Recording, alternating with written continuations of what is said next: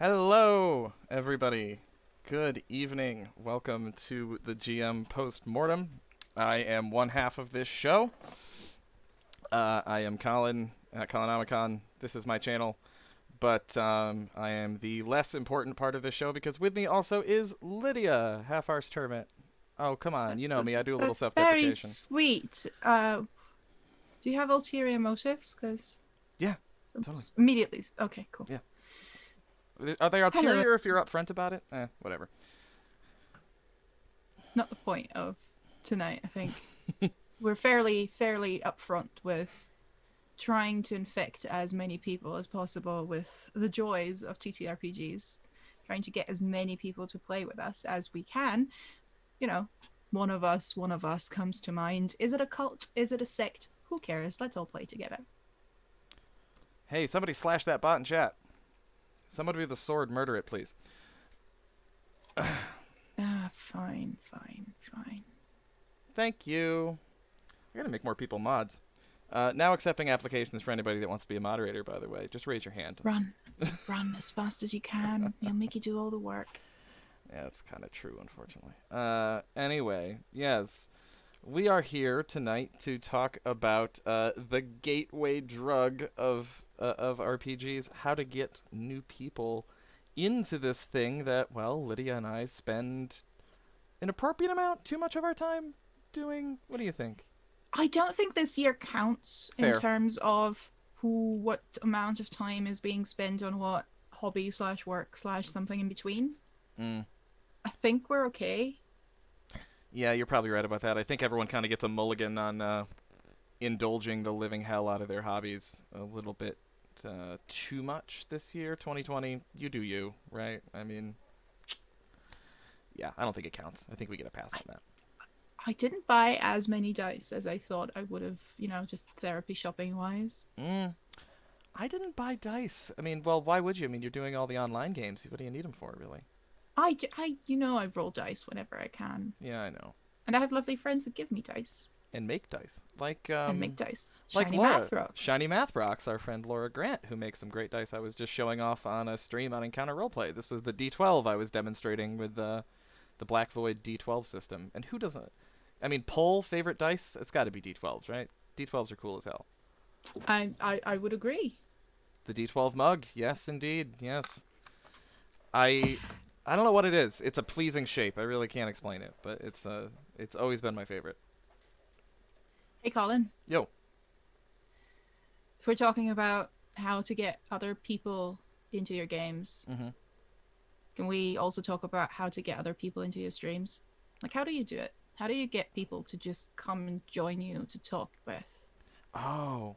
Is it bribes? Is it promises, favors? No, I mean, in my experience, like the quickest way to get someone into your stream is to basically just capture them by force and then just kind of like forcibly bring them into your stream. And like I can demonstrate this right now.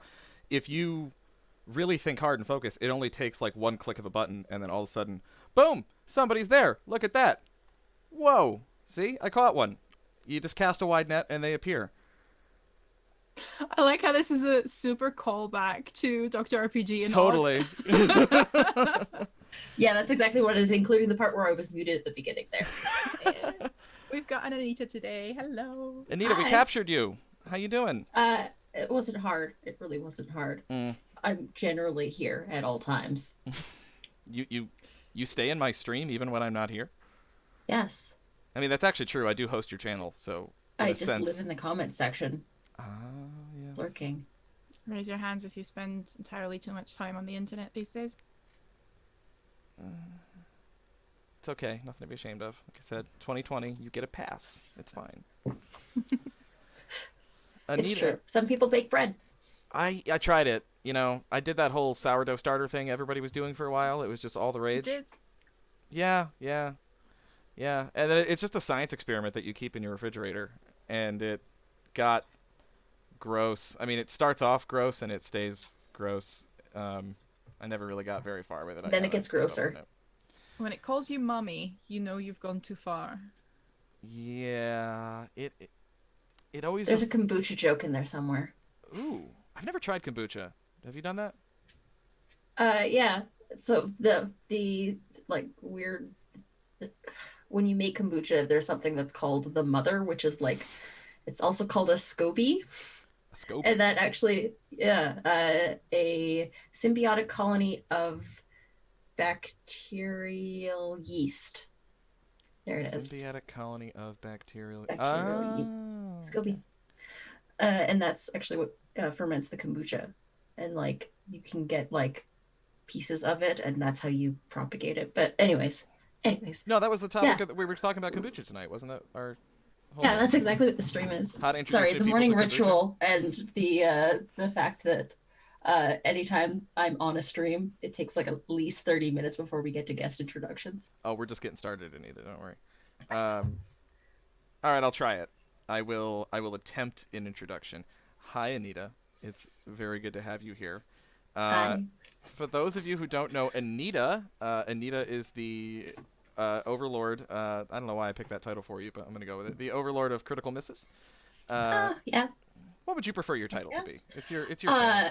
I go by host generally. Okay. I don't I Well. don't really I don't know. I don't know. It's kind of weird. It's kind of weird to think Doesn't that I've got yeah. it doesn't quite have that megalomania ring to it that we like to flaunt here. We're kind of all about that. The whole. But if you think about like the host, it means that I'm almost like someone that's holding onto a parasitic organism. Oh, I Did you was. just call your viewers parasites? No, I really didn't. I love my viewers. Oh, hi. I see D in chat. Heidi. And I see a bunch of people that I know in chat. Hi, everybody. Yeah. Yes, the okay, so the host of the The Critical host. Misses Twitch channel, which, as Anita mentioned, features such fantastic programming as the Morning Ritual. Truly one of the most, to borrow the name of a show I used to be on, one of the most wild and chaotic shows that you will see any given morning, and I absolutely love it. I adore the Morning Ritual. Y'all did the other day with our good friend Anna, who's one of the admins on my server and one of our Mm. moderators here. What 5 hour stream you guys did? That was the longest one we've done.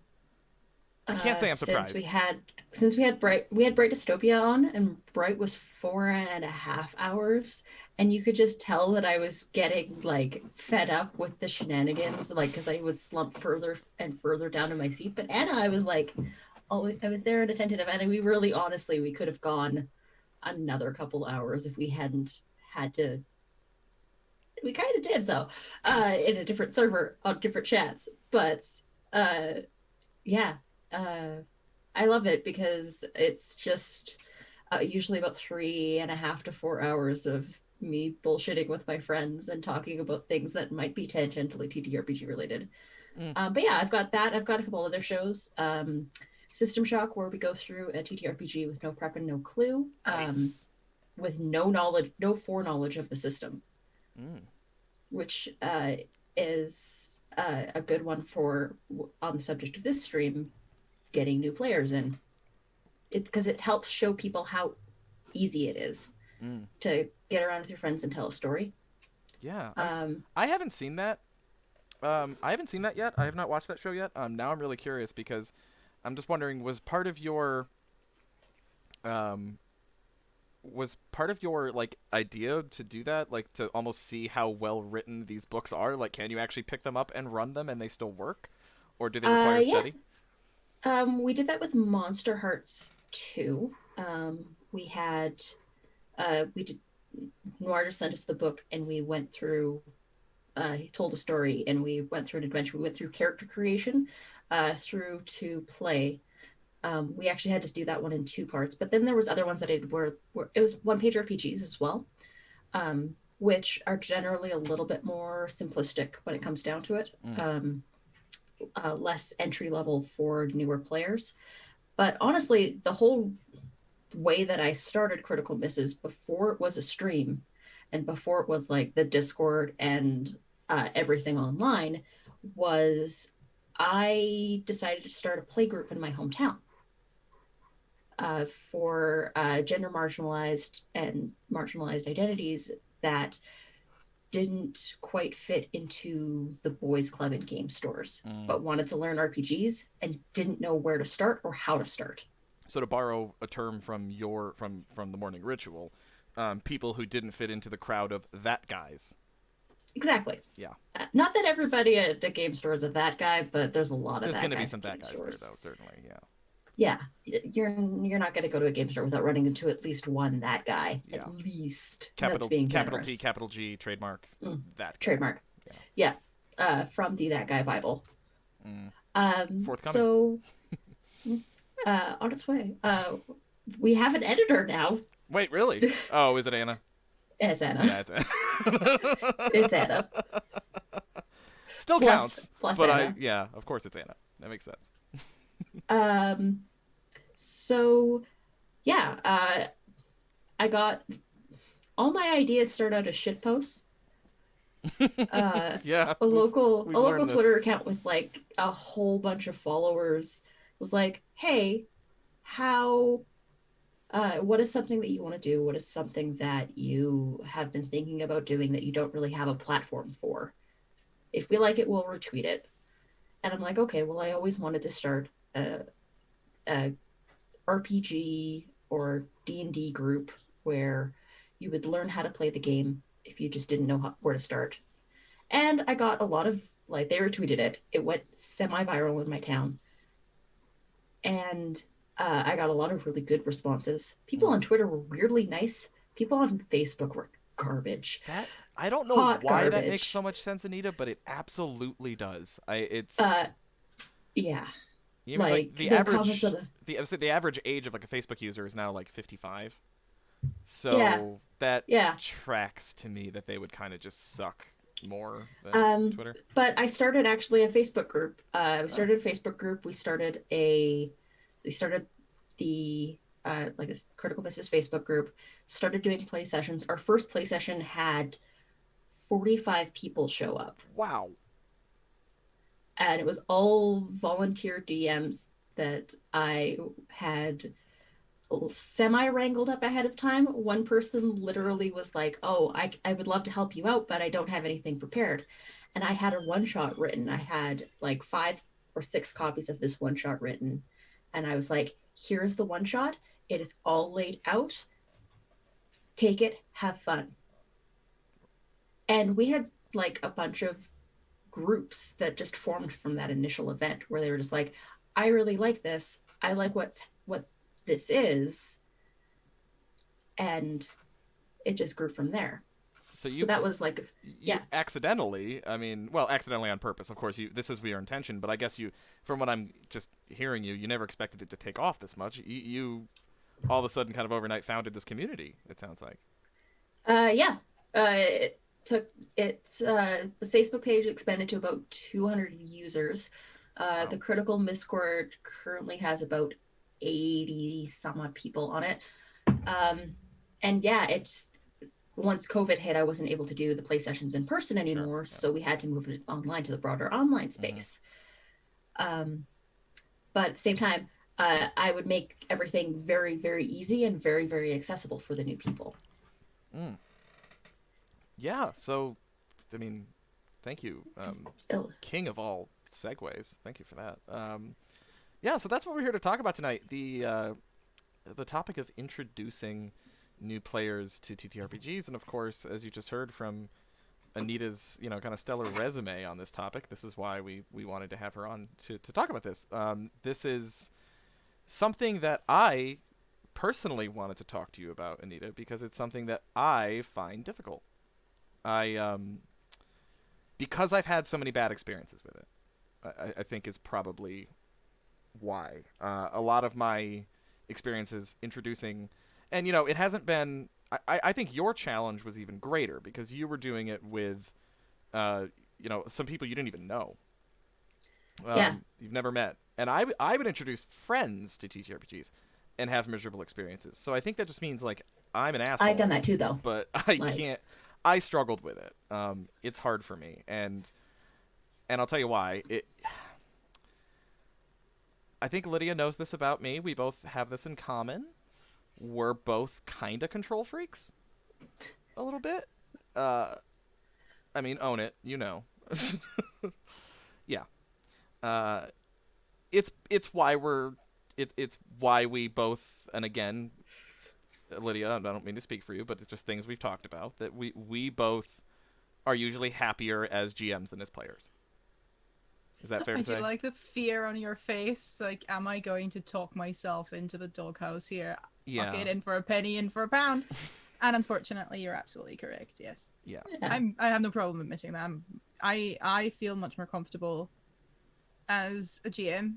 I feel, yeah, a little bit happier when I can prep things and when I can talk to people about what they want and then hopefully give them what they want. And when I'm a player, um, it's just, yeah, it's come to that point where I'm really thinking twice whether I want to play in a completely new group with a GM I do not know, absolutely, because I'm a judgmental bitch. We know that. So I don't necessarily need to um risk Yeah. being unhappy.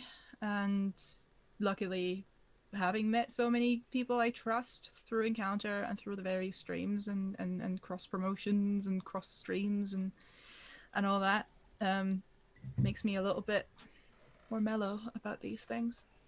Right. But the like I said, because of our kind of control freak attitude and the fact that we do enjoy playing as GMs a little bit more, I love something you said in there, Lydia, which is you want to know, part of being a GM is kind of doing service to these people. You want to find out what they want, what kind of game are they looking for, and you want to deliver it to them.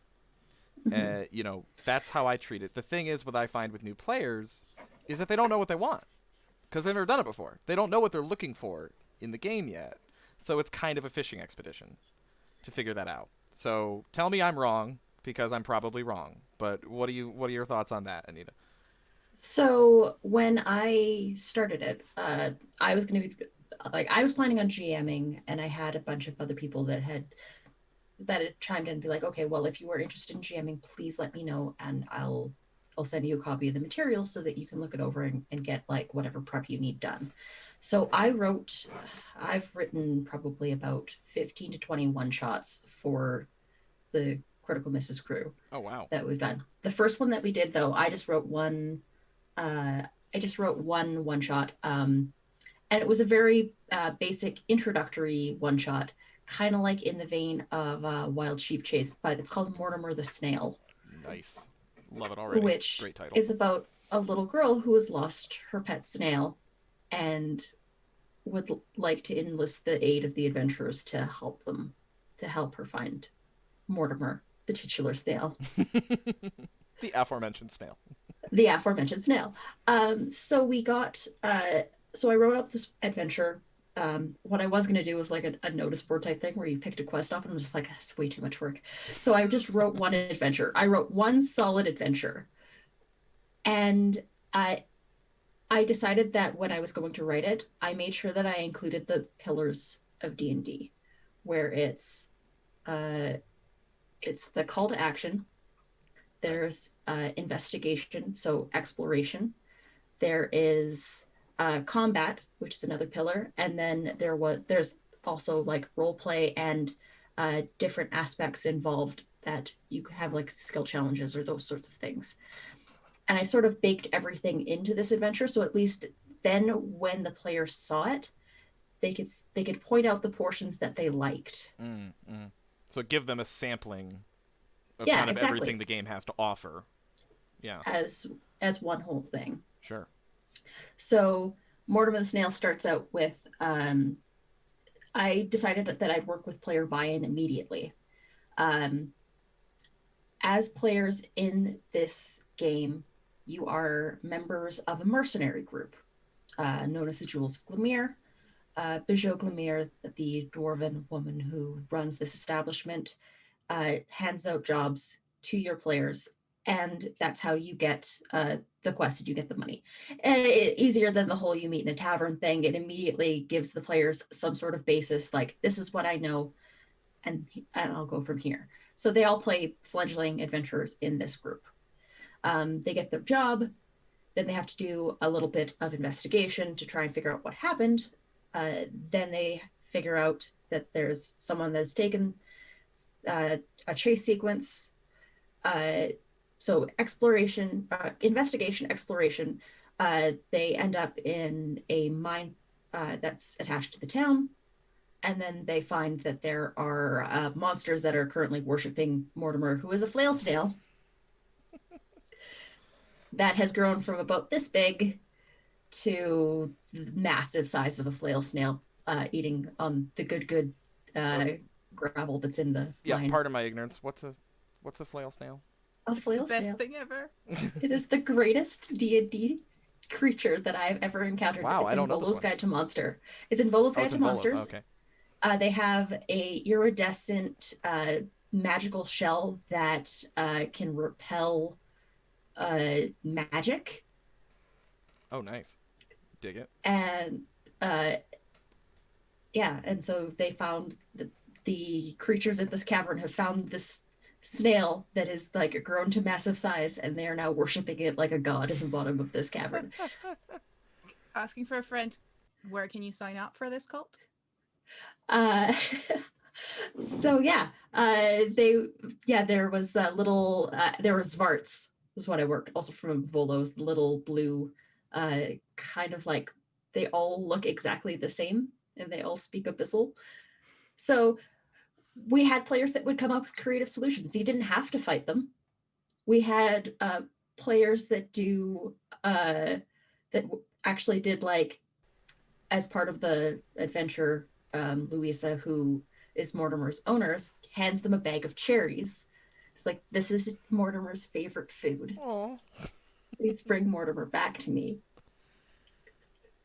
Aww. And people use the cherries as like bait to lure Mortimer out of the cave. Oh. So they got through the adventure without fighting once. There's obviously the people that are gonna go into combat and gonna fight it, but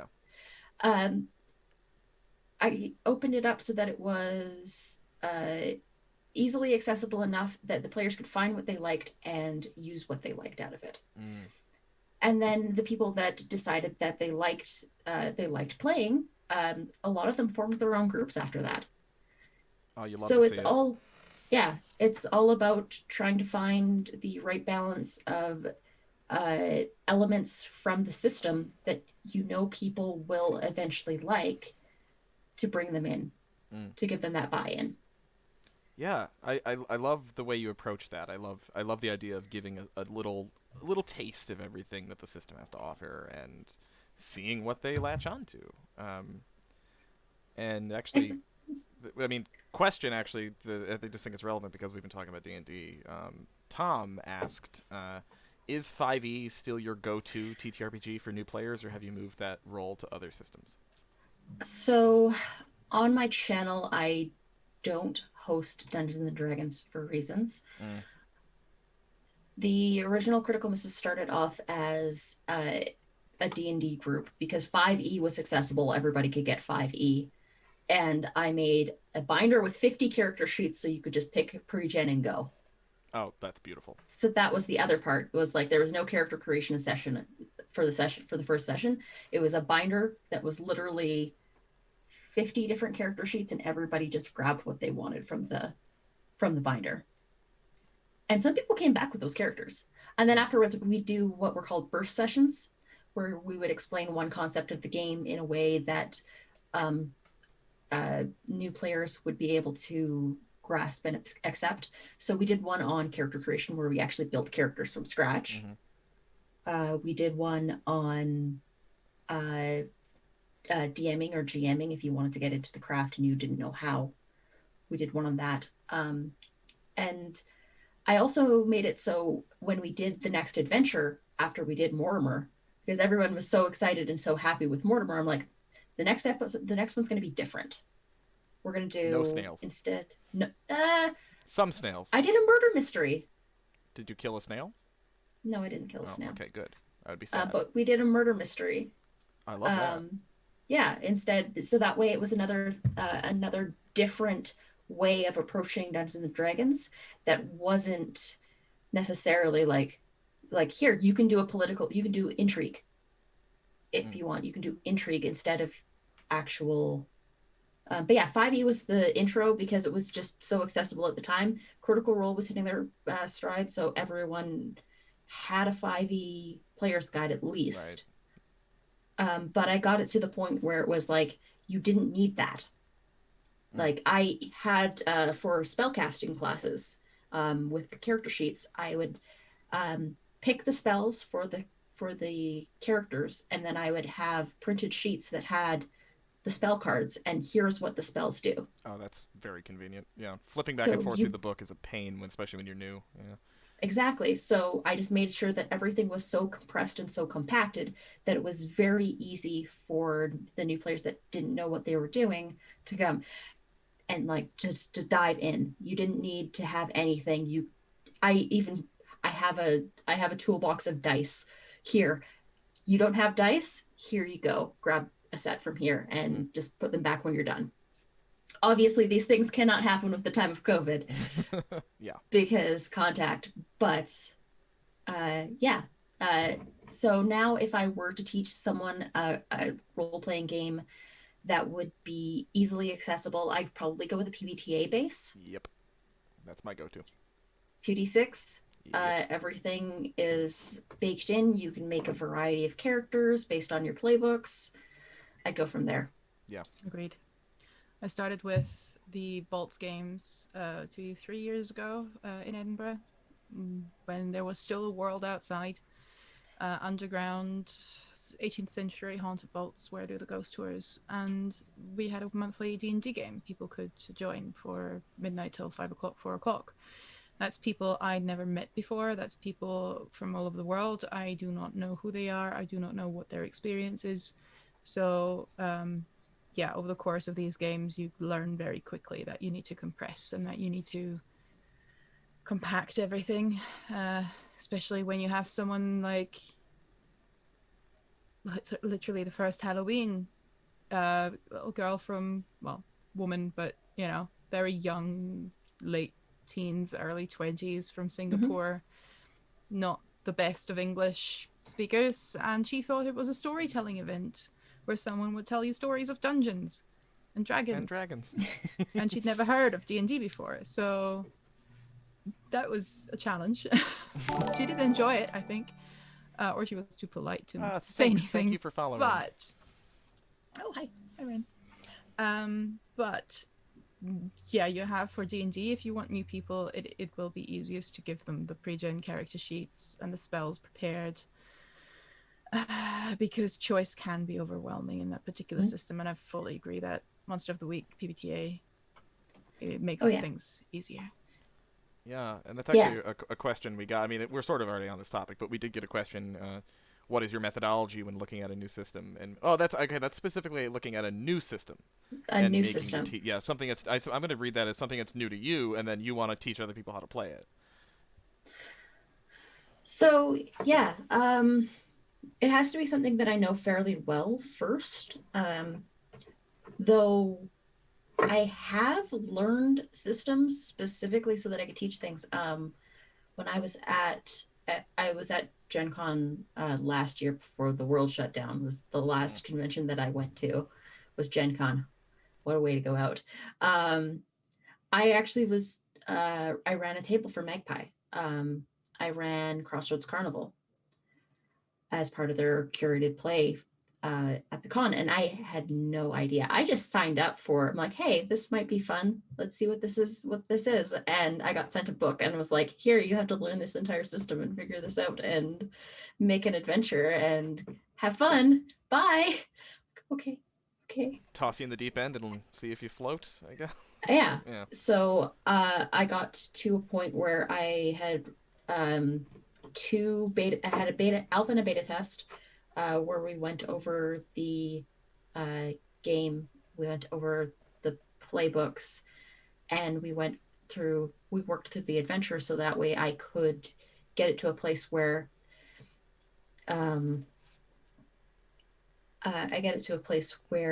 it would be easy enough for me to teach. And PBTA games are very easy to teach and very easy to learn because it's generally 2 dice and you have a threshold for hitting. That's kind of like my base is it if if I generally learn by doing. Yeah, likewise. I'm I also I'm somewhat savvy at like teaching myself in order to actually I'll dive in and then I'll go and I'll try and figure it out from the back end. Um, so long as it's not too crunchy in terms of rules, that's generally one of the things that I look for. If it has too much crunch, I won't go for that to try and teach new players. Yeah, you're not starting with Pathfinder or something. No, I'm not going to start with Pathfinder. Oh God, I learned on 3.5. I learned on 3.5, and I skipped it. Weirdly, I went straight from second edition to fourth edition. I never played 3. I still have never played 3.5 to this day. I've never touched it. I'm in a Pathfinder campaign now that starts next week, and I have no blessed idea what I'm doing. I have Started absolutely at 3.5. I played it for in a campaign for 2 years. I still don't know how it works. that part. I know you roll dice. Yeah, there's dice and numbers, lots of them. Yeah, and then you add numbers and Math. math. Yeah, 3. I wouldn't start with 3.5. When I started playing in high school, and I learned on 3.5, and wouldn't recommend it to teach a new person how to do that. You know, weirdly, so- for all the shit it got, though, fourth edition actually was pretty accessible, in my opinion, for new people. I think it actually... Played it. Did you ever play it, Anita? Actually, yeah, that's where I started GMing. Oh, okay. Yeah. I may have missed that, sorry. I actually started GMing with Essentials Oh, yes. Yeah. when they brought out the red box and they had the Essentials kit where it Mm-hmm. was just like here's a whole bunch of monsters. I still love those tokens. I still have those tokens and I still use them Oh, if yeah. I want to just do like a quick little battle map for friends Oh, yeah. Very handy. because they're Speaking still of- there. Go for it. And yeah, that's where I started GMing was with the red box and with like the Essentials campaign. Or I made my own homebrew for it, and I went from there. With friends, though, you said, right? Because With friends at first, actually with my spouse's coworkers. oh yeah, Uh, Oh, interesting. So, he was like, I'm like, I want to play D&D, but no one's willing to try to run this game. And I'm like, I guess I'll figure it out. If you want something try done it. right. Yeah. Yeah. Again, the control freak. Yeah. I feel that.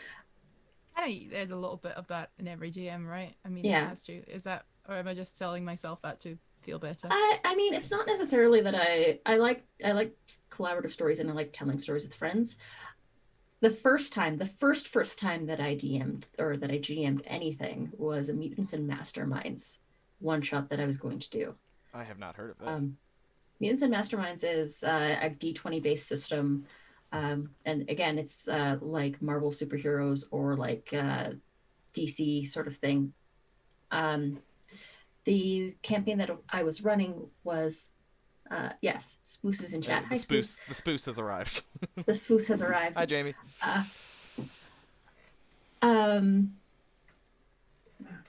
It's D20 based, kind of 3.5-esque, but it was the first thing that I decided to run was an infiltration into part of the setting that's called Lockdown, which is like a super villain prison.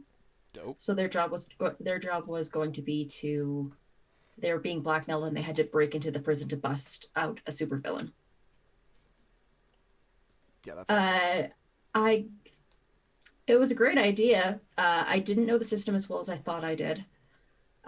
Every single guy at the table second guessed every single decision I made, up to and including roleplay decisions. You had was For this a table? NPCs? Was this a table of that guys? This was a table of that guys. This Oof. was my my ex-boyfriend and all of his friends were at this table. X for a And- reason. X for a reason. So yeah, every single person at that table was second guessing everything that I did, and because I didn't know the rules as well as I thought I did, and I ended up having a panic attack and just saying, "Fuck it, I can't do this," and I stopped the session. Okay, can I tell you mine? My first time story. This is not really what we're talking about, but now I'm on this topic and it because it sticks with me. I think it is related though, because in a way we're talking about introducing new people to GMing also, which is its own set of unique fucking problems. Mm-hmm. In my group, we had when I was in high school, and yeah, Flounder, mine is Panic Attack bad too, actually. When I Yeah. was in high school, my core group was just my friends from high school, and this one kid. I almost said his name. I'm not going to say his name. He and I are actually still friends, but this caused a big rift. He introduced all of us to Dungeons and Dragons. He introduced us through second edition. That's what he grew up playing. He knew second edition like the back of his hand. While we were in high school was when fourth edition came out. We switched to fourth edition, and that's where things started to really pick up. We were playing all the time. We had a big grand campaign going.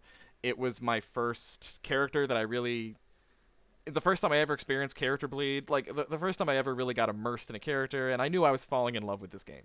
I knew right away this is going to be a lifelong passion, and yeah, here we are. I'm talking about on my chat show on my channel, talking about it, 15 years later.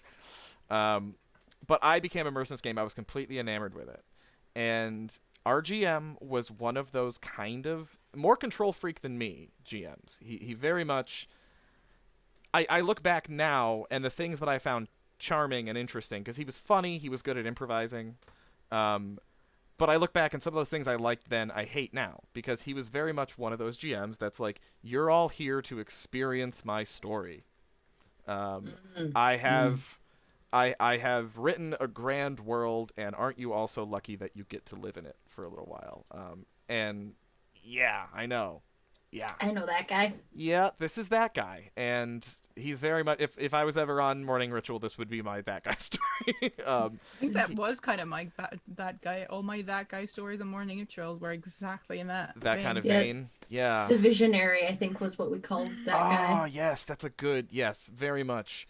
And but what went along with this was the fact that this was fourth edition, which I think was pretty accessible, but it had a lot of rules. It probably had too many rules, and it had a lot of exceptions and stuff. So it became this like sniping contest of like the most common thing said at the table was read a book. If someone fucked up a rule, someone would sarcastically say read a book and then move on. Like, you idiot, you don't know the rules. Read a book. Referring to the player's handbook. I got very sick of that, right? But eventually I worked up the courage. I wrote this big dungeon, and I remember I was like 15, and I was sitting in my bedroom with lined graph paper, drawing dungeons in pencil. I made this big grand dungeon. Don't tell anybody, but it was extremely ripped off from the first God of War game. Like a lot in a very deep. And I was so proud of this dungeon, and I said, "Hey, can I take over the chair? Can I DM this table for a little bit?" And he said, "Sure." And this is my first outing showing people something I made, a story that I created, and let's go play. And I think I still had some of him wearing off on me, a little bit of that visionary. I have this world, I want you all to experience it. I think that got in me a little bit, which is not good. And I DM'd my friends, and the DM, my DM sat right next to me at the table and criticized me throughout the entire thing. And when I say criticize, I mean he was read a booking me. If I messed up a rule, I would get, you're fucking that up, read a book. And he was passing notes under the table to other players about things that he didn't like in my adventure. And some of these notes made it to the floor, where I found them. Some of the notes were actually passed directly to me, where he was just saying, "Don't do that." And it was like yours, Anita. It was like role play decisions. Like, "Don't do that. That's bad. That's stupid. Don't do that." It's like, why would you choose that accent for that character? I'm not even kidding. That is one of the notes. I'm not even kidding you. That happened to you too?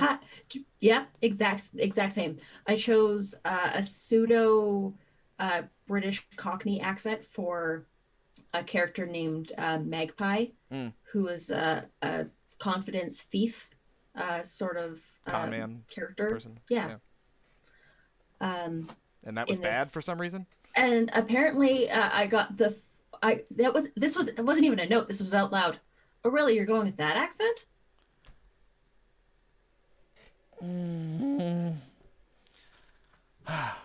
Well, so the breaking point with this though came with we agreed that we would do it in the same universe that we were already playing in.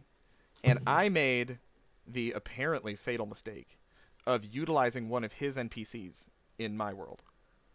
There was an NPC he did that I really liked, and I used that person as a quest giver to do this. And I was getting notes, you're not allowed to use my NPCs. It's like, well, you could have told me that before we did this. I've also already done it now, so it's really too late to do anything about it.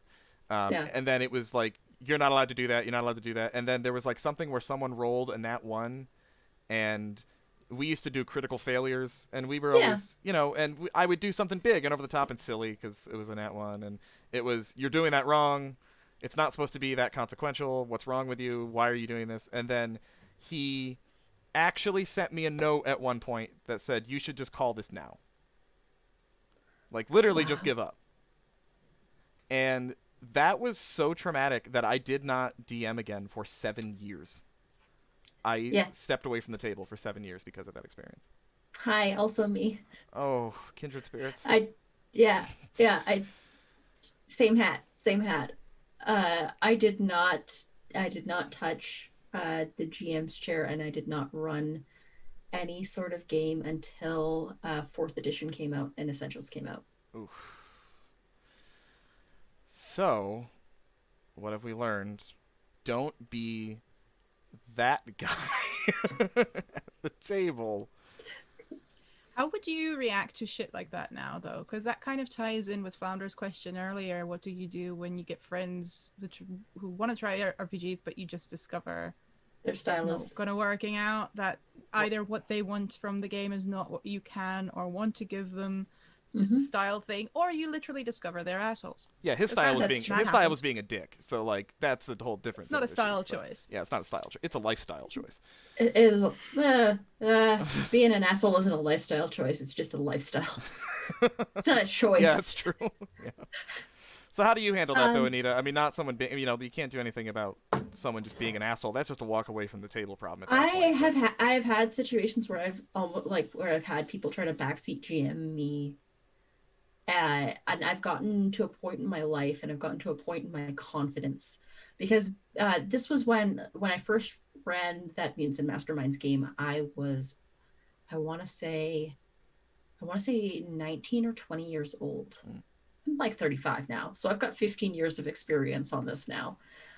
I've gotten to a point in my GMing style and in my confidence levels where I can just say, no, this is how this works in my game. If that's how that works in your game, that's great. But this is my game, and this is how this works here. So you don't even worry about that. Right. Don't worry about it. So just don't give an inch on that. Just no. Yeah. Well, this is how this is going to work.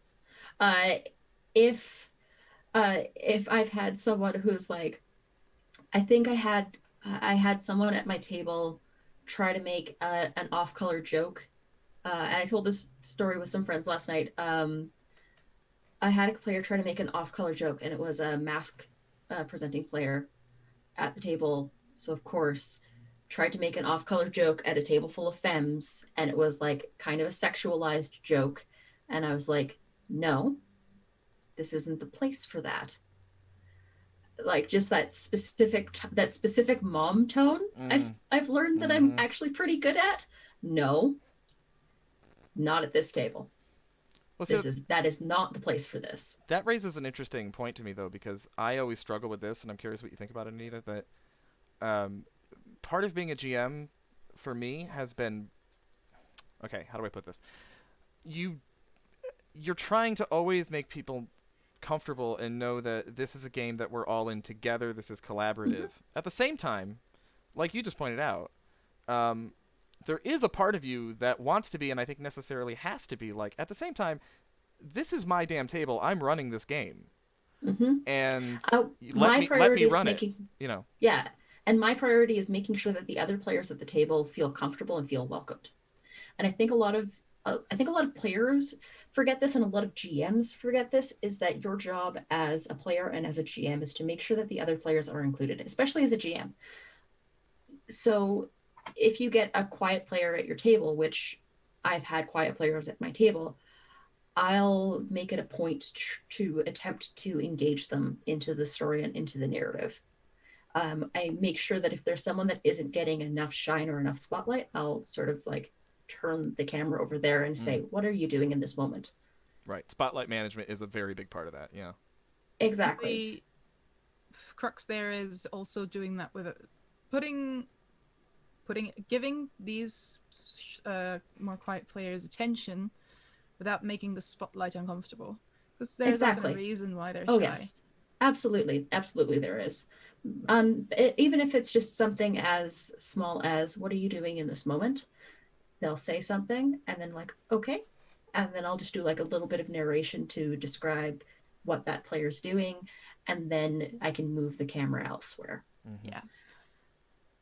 But yeah, it is definitely a little bit of trying to know when to distribute the half being a cat herder and half being a mom. Yes, a little I was going bit. to ask that. Yeah, I mean it is a bit of that. Yeah, but there is a bit of that though, right? There are times when you do, and I don't think it's not. I don't. Okay, I've just noticed this in GM circles. It's not popular to talk this way anymore. Because I think people have really, and there's nothing wrong with this, I agree with it, but I think people have gotten more into really embracing the collaborative part of the game and wanting that. But there is a point where you have to stamp authority a little bit. You have to. There's no other way to do it. It's hard to find that balance sometimes when the thing is you want to make sure that the people at your table are feeling comfortable and the people at your table are feeling welcome and included and as part of the story. But there are also parts where you have to, it's not necessarily about stamping authority or getting, like making sure that you're in control. It's about, like I said, it's about the other players, right? So if you have someone at your table who is making off-color comments or saying things that are going to make the other players uncomfortable, you need to know when there's that point where you as a leader, not necessarily as a GM or even as another player at the table, you have to step in and say, hey, listen, that's not cool. Right. Which is still an expression of authority, but yes. It is, but that can also come from another player at the table. It just holds more weight when it comes from the person who's running the game. I think I've noticed. It is something people will automatically look to the GM for because we are used to hierarchical structures, and if you are the game master, then literally that's kind of the mantle you put on. Yeah, it's like Pope just said, enforcement of safety and social contract. Yeah. And that falls to you whether you like it or not. As much as I am a fan of the GM as a player too, yes, and they are supposed to have fun as well, and it would be nice if it weren't all on them. It still kind of is, and there's not going to be much of a way around it. Even with GM-less games, there will be someone at the table who is just a little bit more that kind of personality type to start organizing things, to start, guiding people. And that's fine. I don't think that's a bad thing. Yeah, I don't think we have to do away with that. It's just, it is a responsibility more than a privilege. Which was hilarious because the person that made the off-color comment, and the minute that I said, no, that's not how that works here, afterwards, after the session, they came up to me and apologized and said, listen, I'm very sorry that I made that comment. That's not who I am, and that's not how I want to be represented. And I just sort of said, you have to realize that when you say these things at this table, you don't just make me uncomfortable, you make the other players uncomfortable. You need to be aware of the people that are around you. And if you don't want to be presented or represented in that light, it's on you. This is on you. Yeah, that's your conduct. This is up to you. With, yeah.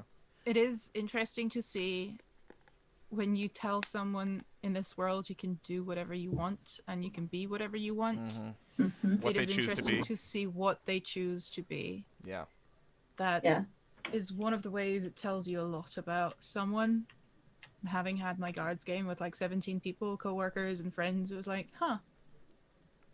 revealing. Yeah. And you immediately become closer with some people you maybe didn't have on your radar beforehand. But, you know, you also realize, this person is someone I'm getting along with great in pubs and, you know, in a boisterous way. But now seeing how they react and how they act and how they play with others or don't, I'm going to step away from that a little bit. That's actually Exactly. a question that's the one that's been on my mind when we knew we were going to talk to you, Anita. One of the ones that is on my mind because I think when I said I'm not, I confess I'm not the best at introducing people to TTRPGs, but I think it's a lot of it I was choosing the wrong game. I'm of the opinion I don't think 5th edition is the best place to start, but I think that you found a good way to do it because you took out character creation, and character creation is one of the biggest gatekeepers in my experience I found. Because that when people have to make a whole new character, it's like all of a sudden reading a fucking encyclopedia, and they have to be slipping back and forth through appendices and everything, and that can be intimidating. So if you can take that away, that's why I love PBTA, like Monster of the Week. You check boxes on a sheet; it takes 5 minutes. It's very and easy. you can build a character, and you can build a bonds between a character in 10 minutes, and you can just go with it. No problem. But I found that so when I don't use 5th edition, I find it is easier to introduce people. But okay, but Lydia raised a good point. That is something that's always on my mind, which is the idea that you can do anything and be anything. I have found that when I introduce new people to TTRPGs, people who have, and not just a new system, totally new to this entirely, they've never played a TTRPG before, I find that especially if they're the kind of people who are coming from video games, if that's their gaming experience, video games, there is a moment that happens where you see their eyes widen and they go drunk with power because it suddenly occurs to them, oh my god, I can do whatever I want. And then shit gets crazy, and that's when you get murder hoboing typically. But or you get someone that decides to play a gnome wild magic sorcerer named Kebabjad who was raised by skunks.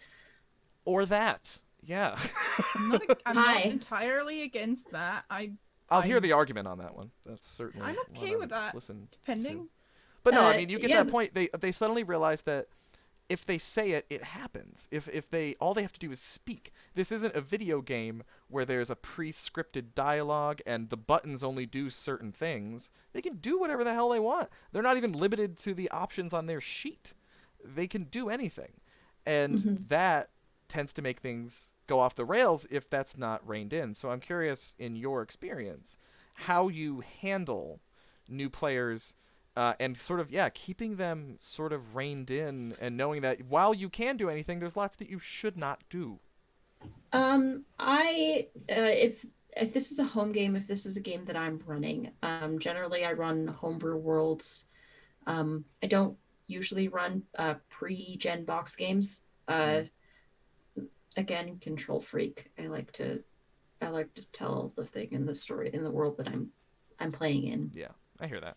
So I would start off with the player saying, okay, well, what are you wanting to play in this game? Okay, I want to play a half-orc barbarian. Okay, well, here's how half-orcs work in this world. How exactly would you like to explore that? Okay, well, this is how I'd like to explore that. Okay, we'll go from there. And anything that you add at this point can also get added to the world. It's just like tossing some new ingredients to the soup pot. It's all good. It's all going to be soup in the end. We're going to be great. Right. It's still going to be delicious. It's going to be awesome. But I mean, you do get the occasional player that has a specific vision for a specific character that you're not sure is going to fit. But I think it's your challenge and your obligation as a GM is to find a way to make that character in such a way that you almost have to tool the campaign a little bit to work with that character. It's often, I find, when they have that specific character with that specific backstory and that specific path in life they have envisioned. That is the player you want to talk with one-on-one. Yeah, and that absolutely. is the player you want to say, okay, what interests you about that story that you have in mind? What is the overarching theme? What is the underlying reason that you want to play this character, and how can we make this work in a more collaborative way? Is there a connection with another player's background, backstory that we can possibly introduce, intertwine, and weave into? Because very often those players, when they have this very detailed path, they're kind of falling into the same, just, you should have written a book. I'm the protagonist of my story. Everyone else is an NPC, blah, blah, blah. That is such a problem when GMs do it, but players do that too. Absolutely. So what I find helps is, okay, you clearly want to be a little bit of a GM here. I'll let you.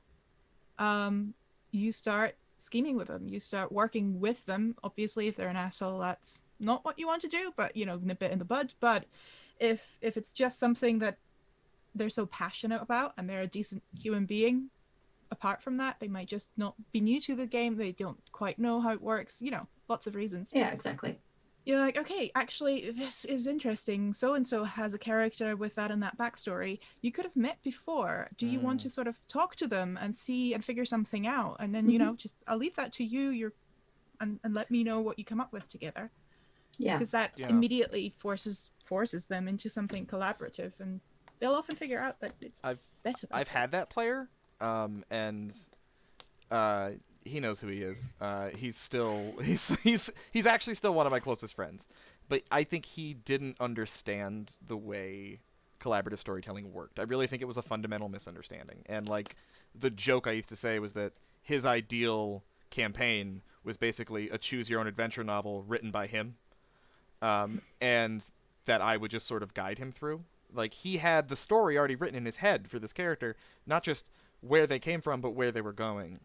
And I think he thought my job was to just kind of make it happen, just sort of usher it through. And what I told him, and I think this agrees with Lydia's point, is that I can't do that because there are other people here. There are other people that I can't account for. I can't account for what they're going to do. I can't account for if this is going to service the story you want to tell. But what I can do for you is take your character, and I will do everything I can, sit down and talk with you, to take that character and give them a place in this world, make them at home in this world, and give them connections to the other players so that you are free to tell that story as it arises and as you can with these other people. That's the best I can do. And we had some issues with it when we first started.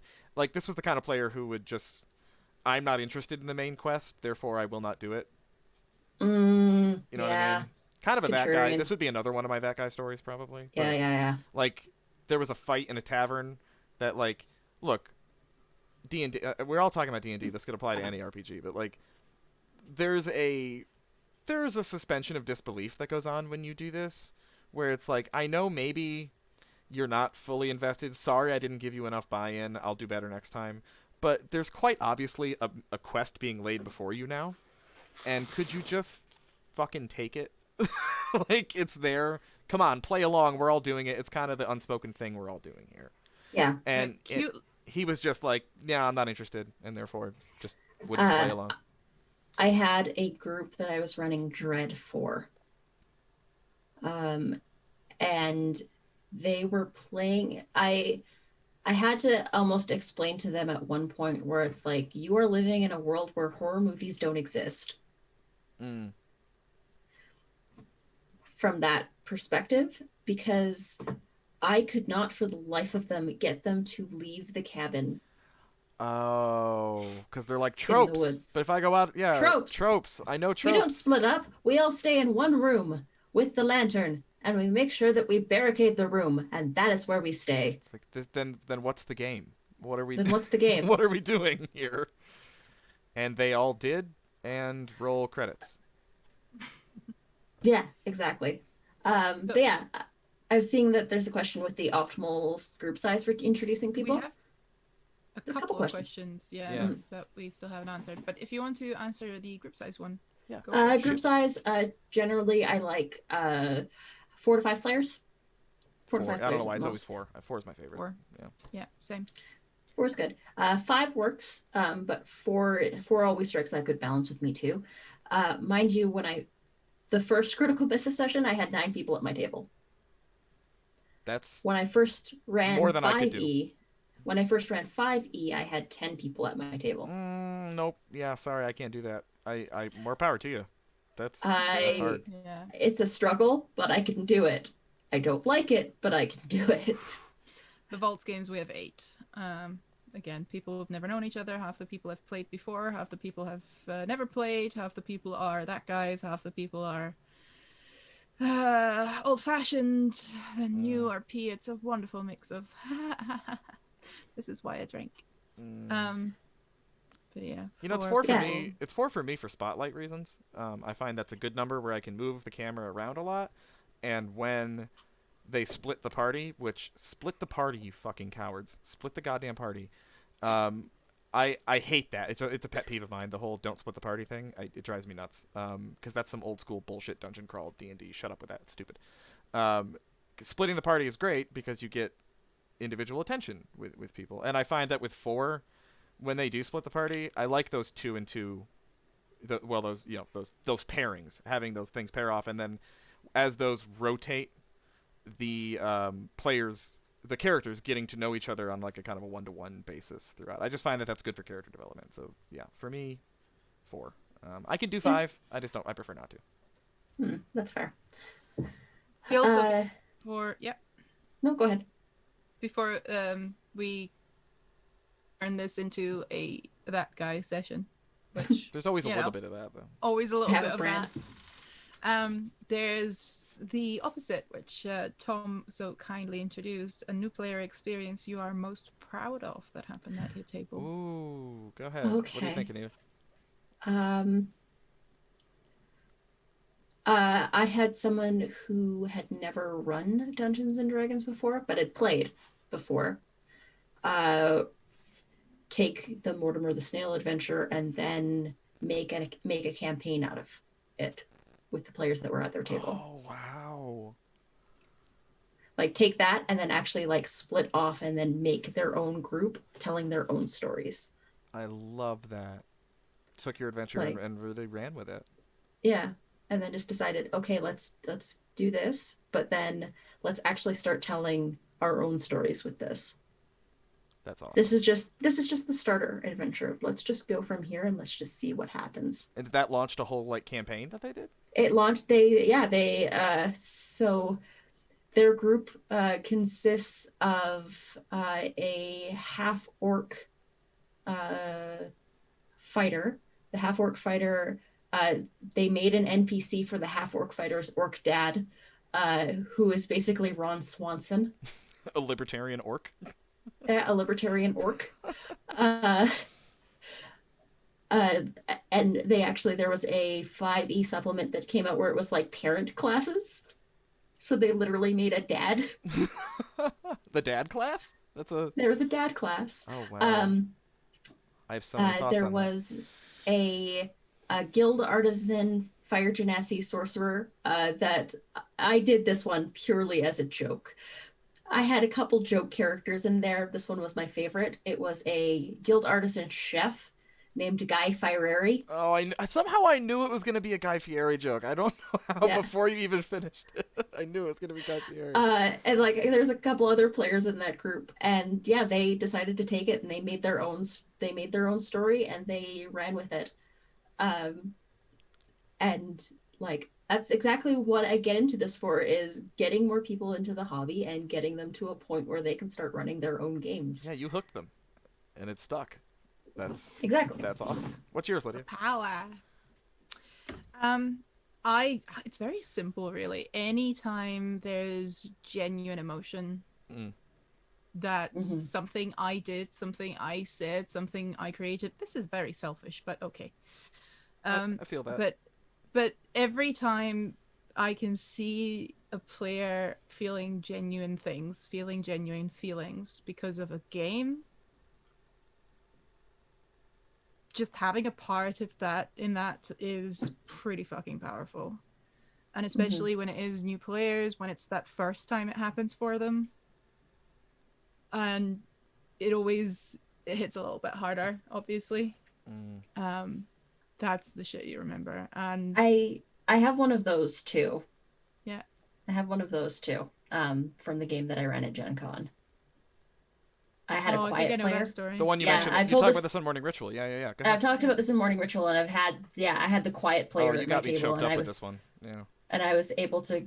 Uh, I guess there's a couple people in the chat that probably haven't heard this story, but No, yeah, no, I please, was please, yeah. Go for it. running Crossroads Carnival by Kate Bullock, which is circus freaks fighting the forces of darkness in the American Dust Bowl is your one sentence pitch. Yeah, And I play that. it's amazing. But circus freaks are actually like literal freaks. Love you, Ori. Uh, circus freaks are literal freaks. So the dog face is actually a wolf man. The mermaid is a literal mermaid trapped in the tank and trapped in their own body. The snake, the geek consumes things, that sort of thing. But I had a player at my table who was the quiet player who was playing the dog face, and the dog face in this version, because there are the bonding characteristics that get added into PBTA games, the dog face was the one that would gather animals for the geek to consume, because the geek consumes things in order to gain their power. Because they're a being of endless hunger. So I introduced the setting where it's the American Dust Bowl, it's the Dirty 30s, like everything's desolate, everything is bleak. But in this bleak and desolate place, you actually find this one town for some reason where everything is lush and everything is green and everything is beautiful. But there's no children in this town. There's no, like, you've taken one type of fertility and you've traded it for another, because there's always got to be that balance. The quiet player at my table was out, had decided to go out and do the hunting for the geek. And I said, okay, well, you've got a couple rodents, a couple smaller groundhog type things, but you've managed to catch this pheasant. And this is like beautiful plumage, gorgeous, like just the long tail feathers, but you've caught it in your hands and this bird is trembling. And you know what's going to happen to this bird. What do you do? I mean, you've got other things, but this is a prize. What do you do? And the very quiet player at the table just sort of said, I take a feather from the tail. I tuck it in my breast pocket and I let the bird free in the middle of this quiet field, in the dark, alone. All you hear is the flapping of wings as this bird flies away. And you've got other prizes, but you have something that's just for you in your pocket now. And like that was like the most beautiful role play moment that I've had with like a quiet player at my table, and that one is like one of the ones that I'm most proud of. That's so good. Oh, Like, just I love and sharing those. That. that was also the during that game I also got the best compliment that I've received as a GM. Was that one of the players at the table was like, I normally don't go for horror games. I normally like blood, guts, whatever. Like, this legitimately scared me because I didn't know what was going to happen. And I was like, then I've done my job, and I've done my job absolutely well. Done your And the job. fact that we were able to have like those beautiful humane moments in the whole of it. We had to rush the ending a little bit because we were running short on time, because like the players at the table were like beautiful role players that had never met each other at all and had these wonderful moments. But yeah, that's definitely one of the ones. So I have two. One is extremely quick and simple. It's just that I one time played. I GM'd. It was like two people who'd played a little bit before and one person who was completely new.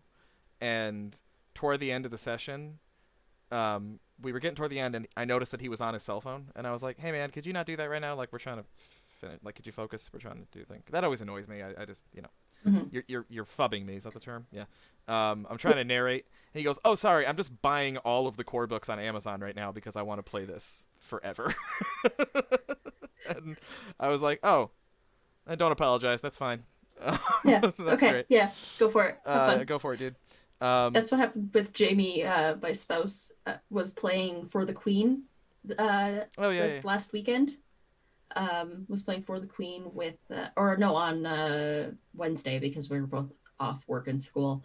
He's playing For the Queen, and like in the middle of the game, he's just like, "I am adding this to my Amazon wish list, and it's there now." Because he's normally not the kind of person that goes for narrative role play experience. He's like a combat junkie when it comes to these sorts of games. Like, fair, like that's definitely Godfrey, something yeah. that you can go for. But it's just like, yes, this. I like this. More of I this, like please. these leading questions. More of this, please. Yes. Give. So my other one, and I want to preface this by saying, safety tools were used in this game. Lines and veils were utilized. This was all talked about between me and the player. This was all cool, because it's kind of sad and it's kind of dark, but it has a happy ending. I ran Waterdeep Dragon Heist. I don't know. Have you played it, Anita? I The have not, campaign? no, but I know the core buy-in, and I know Yeah. the general gist of the. Well, so I changed a lot because I really believe in, bring me your stories and I'll try to incorporate them. I'll do my best. And Mhm. this character was a very good friend of mine, or this player was a very good friend of mine from college who I hadn't talked to in years. And then when COVID hit, we kind of reconnected online, and she was like, "I want to play some D&D. I know you run it. Let's play a game." And so I put her in a campaign of Waterdeep Dragon Heist that I started running online. And these people who'd never played before quickly became some of my favorite players. They had a very fresh way of doing things. It was a breath of fresh air. And this character was a Aarakocra in the game. Mhm. And she wrote into her backstory that she was a new mother. She had her eggs hadn't hatched yet, but that she just had her first clutch of eggs, and that Mama. yeah, it's about to get sad. But they were Oh. stolen. Her eggs were stolen from her, and one of the first questions I asked everyone at character creation was, "Tell me why you're in Waterdeep. What are you doing here?" Because a lot of you are not from here. Some people wrote in that they were from there, but the weirder races like the Aarakocra, like, you don't really belong here. What are you doing here? How did you get here? And she said that she was following this egg thief. She wrote a very, this was kind of a newbie player. I wouldn't call it a mistake, but it's something newer players I think tend to do. She wrote in a very specific backstory that had a immediate hook that, like, I can't just ignore that because that's happening right now. So I wrote it into the story of Waterdeep Dragon Heist. I wrote it into the campaign that these eggs were taken. And in 2 sessions, I made a player cry for the first time, and I cried for the first time in a session. They were chasing the egg thief, and they found eventually where the eggs were. This mind flayer had stolen them, and they was trying to use them for a ritual that requires them to crack the egg open and kill it. So yeah, it's dark, and the they found the mind flayer with the egg, and I should mention time travel was part of this thing. They found the mind flayer with the egg, and they chased after the mind flayer, and the mind flayer took the egg and threw it. And I had her roll to catch it before it hit the ground. And she failed. In fact, she nat 1'd on the roll. And it smashed on the ground. And it was dark. She cried, and I cried with her. It was a very sad moment. But we had a guy in the party who was the new Chronergy class from the Exandria book. Mhm. And he used Chronal Shift to rewind time to right before that happened. And she failed again on the second roll. And then he did it again. You can only do it twice a day. He did it again. and I allowed him to. I can't remember how I did this. There was a Arcana check, I believe, where he basically was. I did something. I think he wasn't allowed to use it again right away. I think you have to have a short rest. I let him do it by saying, you can roll an Arcana check if you do well enough. You could do it again, and you're going to be... This is going to wear you the fuck out. So you just picture this wizard just with all of his might, and these are both new players, I should mention. The wizard and the Aarakocra, both new players. Focusing with all of his might to the point where he's like getting a nosebleed to make this magic happen. And... he does it again. He gets a successful check. He takes like 3 levels of exhaustion. That was the penalty. He makes it happen again. On the 3rd try, she rolls a natural 20. And catches the egg. And I'm not even done, because the most beautiful part of this to me, she catches it. She's like, on camera, she's clutching her hands like this, almost as if she's actually holding the real thing. Like, she's holding it and crying, and she's smiling, and she's joyous, and we're all just like, yes! Like, it finally worked! She's so happy.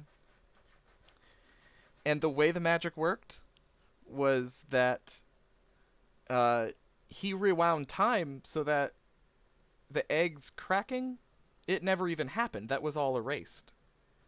None of that ever happened. This is the way it always happened as far as everyone else is concerned except him. He's the only one that knows that he changed anything. As far as they all know, she always caught the egg.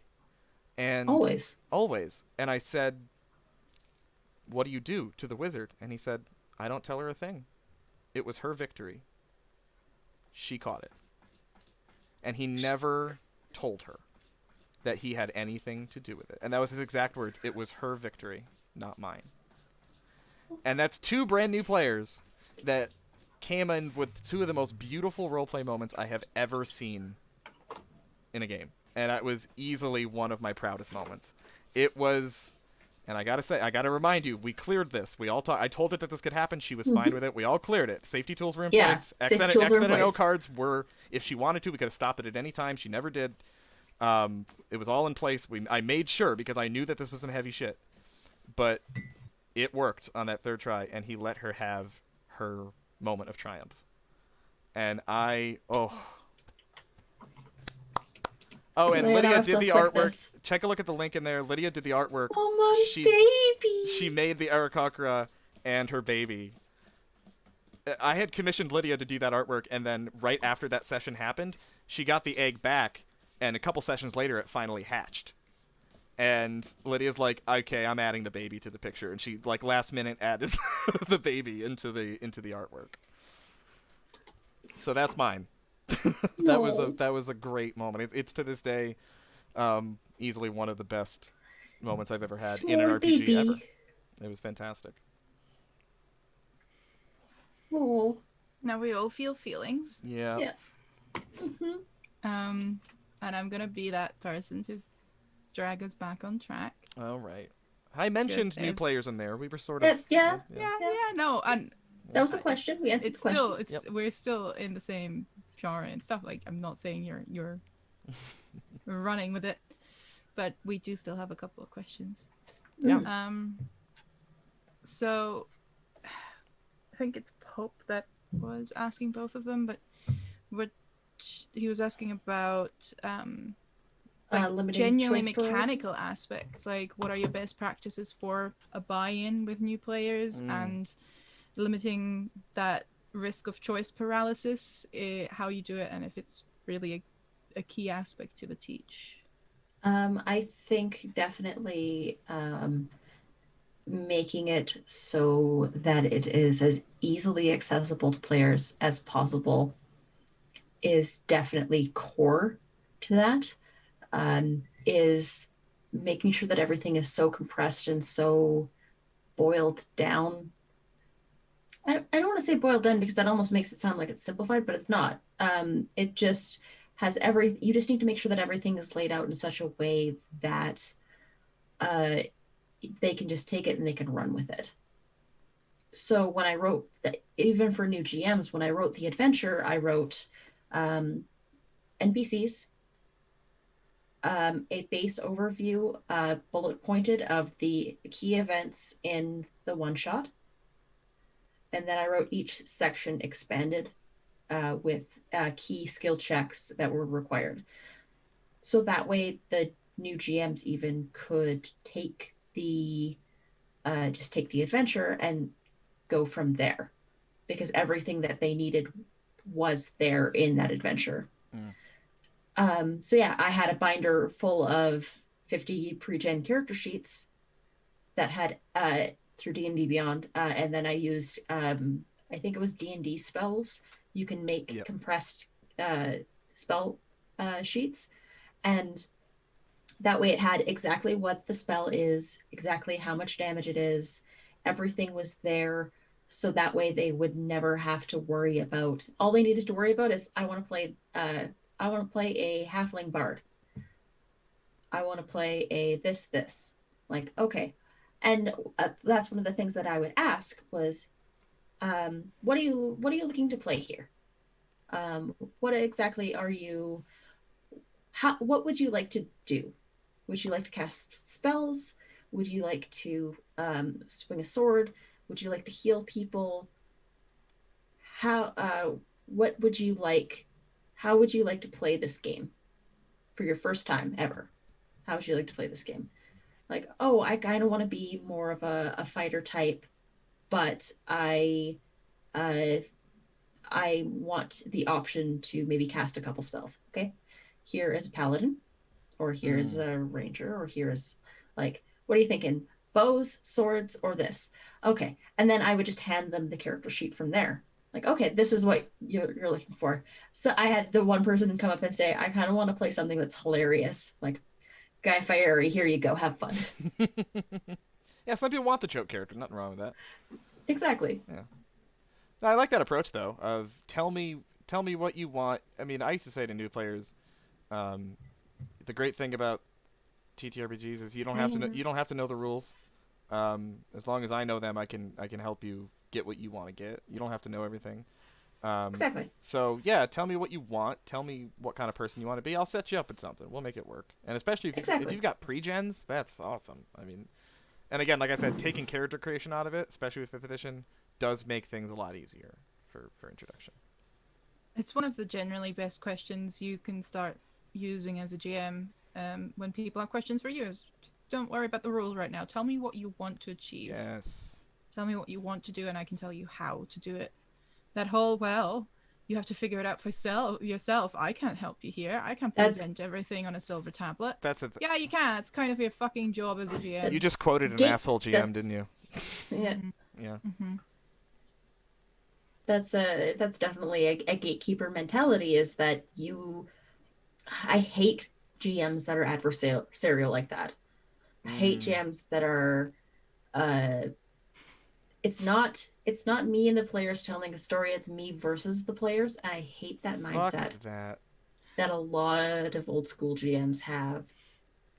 That was actually a stream game, and Owen gifted my reaction, my facial reaction to that. It's an intense. So, this is where I could see you wanting to murder the guy. Like, okay, but the same read a book asshole GM.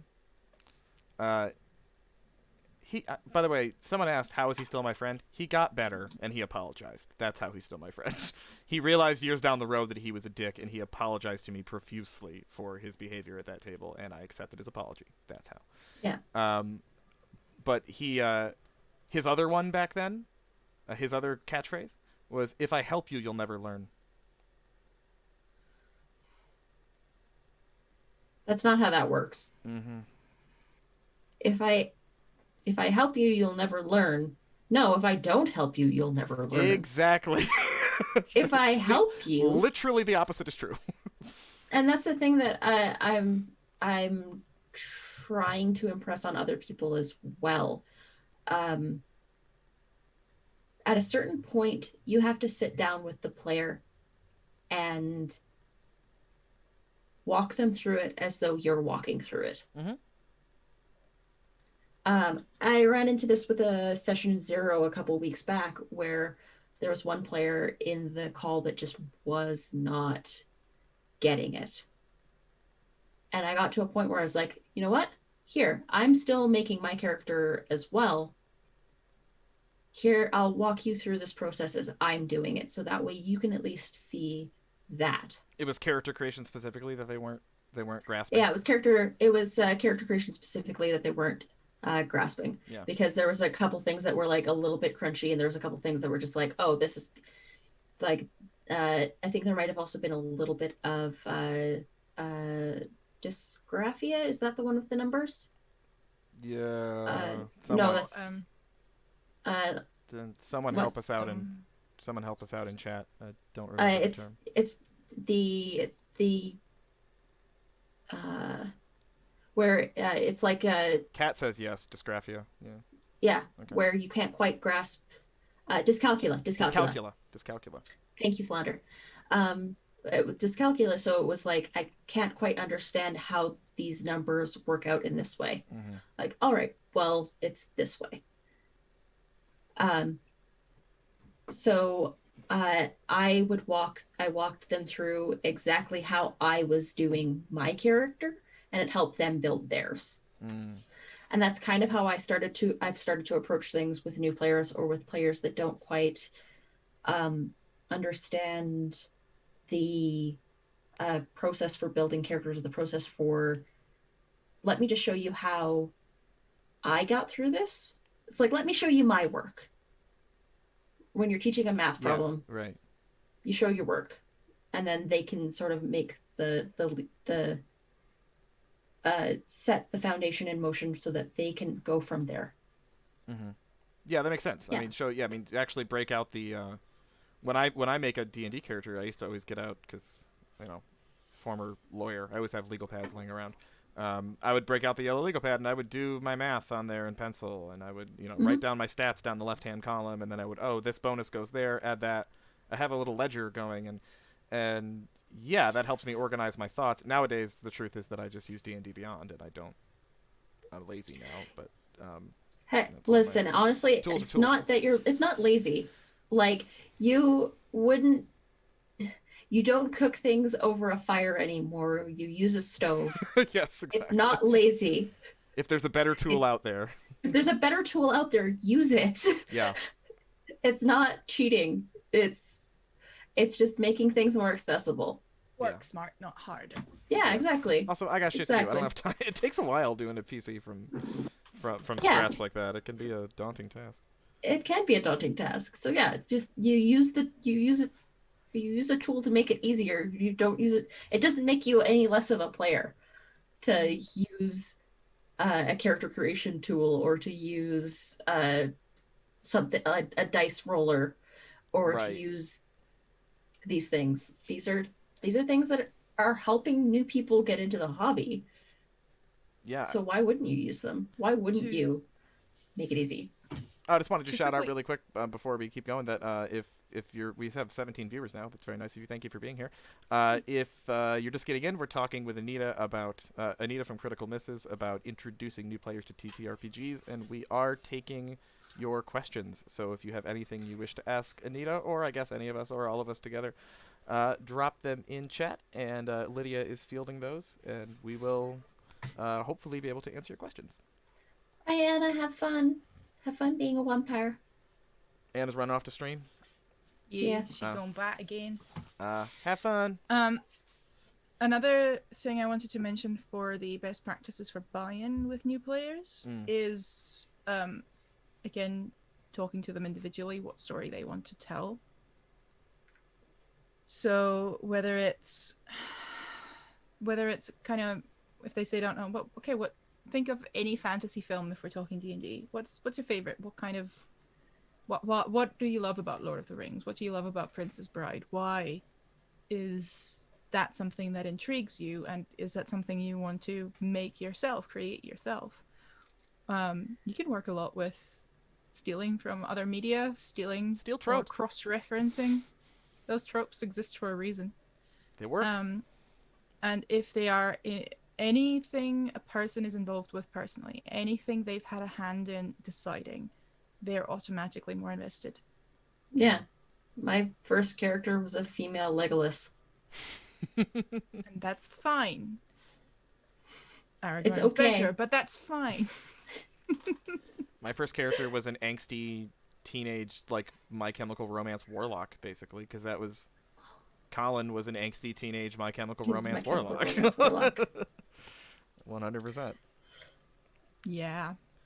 Tom says he doesn't want to talk about first characters, and for that reason, I do want to talk about first characters. Yes. First characters. Yeah, now Yeah. I'm intrigued, Tom. What do you have to hide? So that was your first character, female Legolas? That was your first one I did? So Kata was a wood elf ranger. Classic. Can't go Classic. wrong. Yeah. Yeah. In 3.5. Human Infernal Pact Warlock was my first one. Mm. His name is Devian. Oh, Yeah. wow. He was actually a nice Not guy. far off. A little on the nose there. Yeah. I thought it was clever at the time. I don't really remember the very first one because that was literally just joining a campaign that was mid-swing, and they were all playing. What are they called? My brain's blanking. The snake people. Snake people. Yuan-Ti? Thank you. Yes, Oh, they yeah, were yeah, all yeah. playing Yuan-Ti evil campaign, Ugh. and then one of the players exploded. I know. I was only there for 2 sessions, didn't know what I was doing, and then they exploded the world because the GM was like, "If you touch that, things will happen." I touch it anyway. Fine, bad Shiny things red happen. button. World explodes. Yeah. But we kind of started a new one, so that was my first character really, and they were all wanting to play sort of monster classes because that was 3.5, and yeah, so we had a werewolf bard and a demon, now I guess tiefling, but a half demon, and I was playing a half Medusa because of course I did, called Mala, with a little snake familiar, and she was a ranger, of course, as well. Righteous. Because archery, yay! Hey, That was- listen. Right, what you know. 4th edition Dragonlance adaptation of Kaganasti Elf Ranger. Yeah, there's so many good first characters in here right now. Human cleric. Yeah, Human Jamie was cleric it. and second ed. That's just so wholesome. That's. Yeah. Let's see. We have. Inherited a 3.0 monk. That's interesting. I've never inherited a character. That's. I knew there was gonna be at least one Drow warlock. Kindred spirit. My second character was a Drow warlock, and he's actually the one that was the character I was talking about before. That was the first character that I ever just kind of became obsessed with and had them in my brain all the time. Nowadays, if this was modern times, that would be the character that I start making Spotify playlists for, and like and image boards on Pinterest and Pinterest stuff like boards, that. Yeah. Oh, I didn't have that back then, but Cat with first, the completely on-brand answer. oh, totally. of course, yeah. Oh, hell yeah. Oh, right, yeah, the Cleric of Cord, yeah. The first 5e campaign I played, it's not about my character, it's about a friend's character.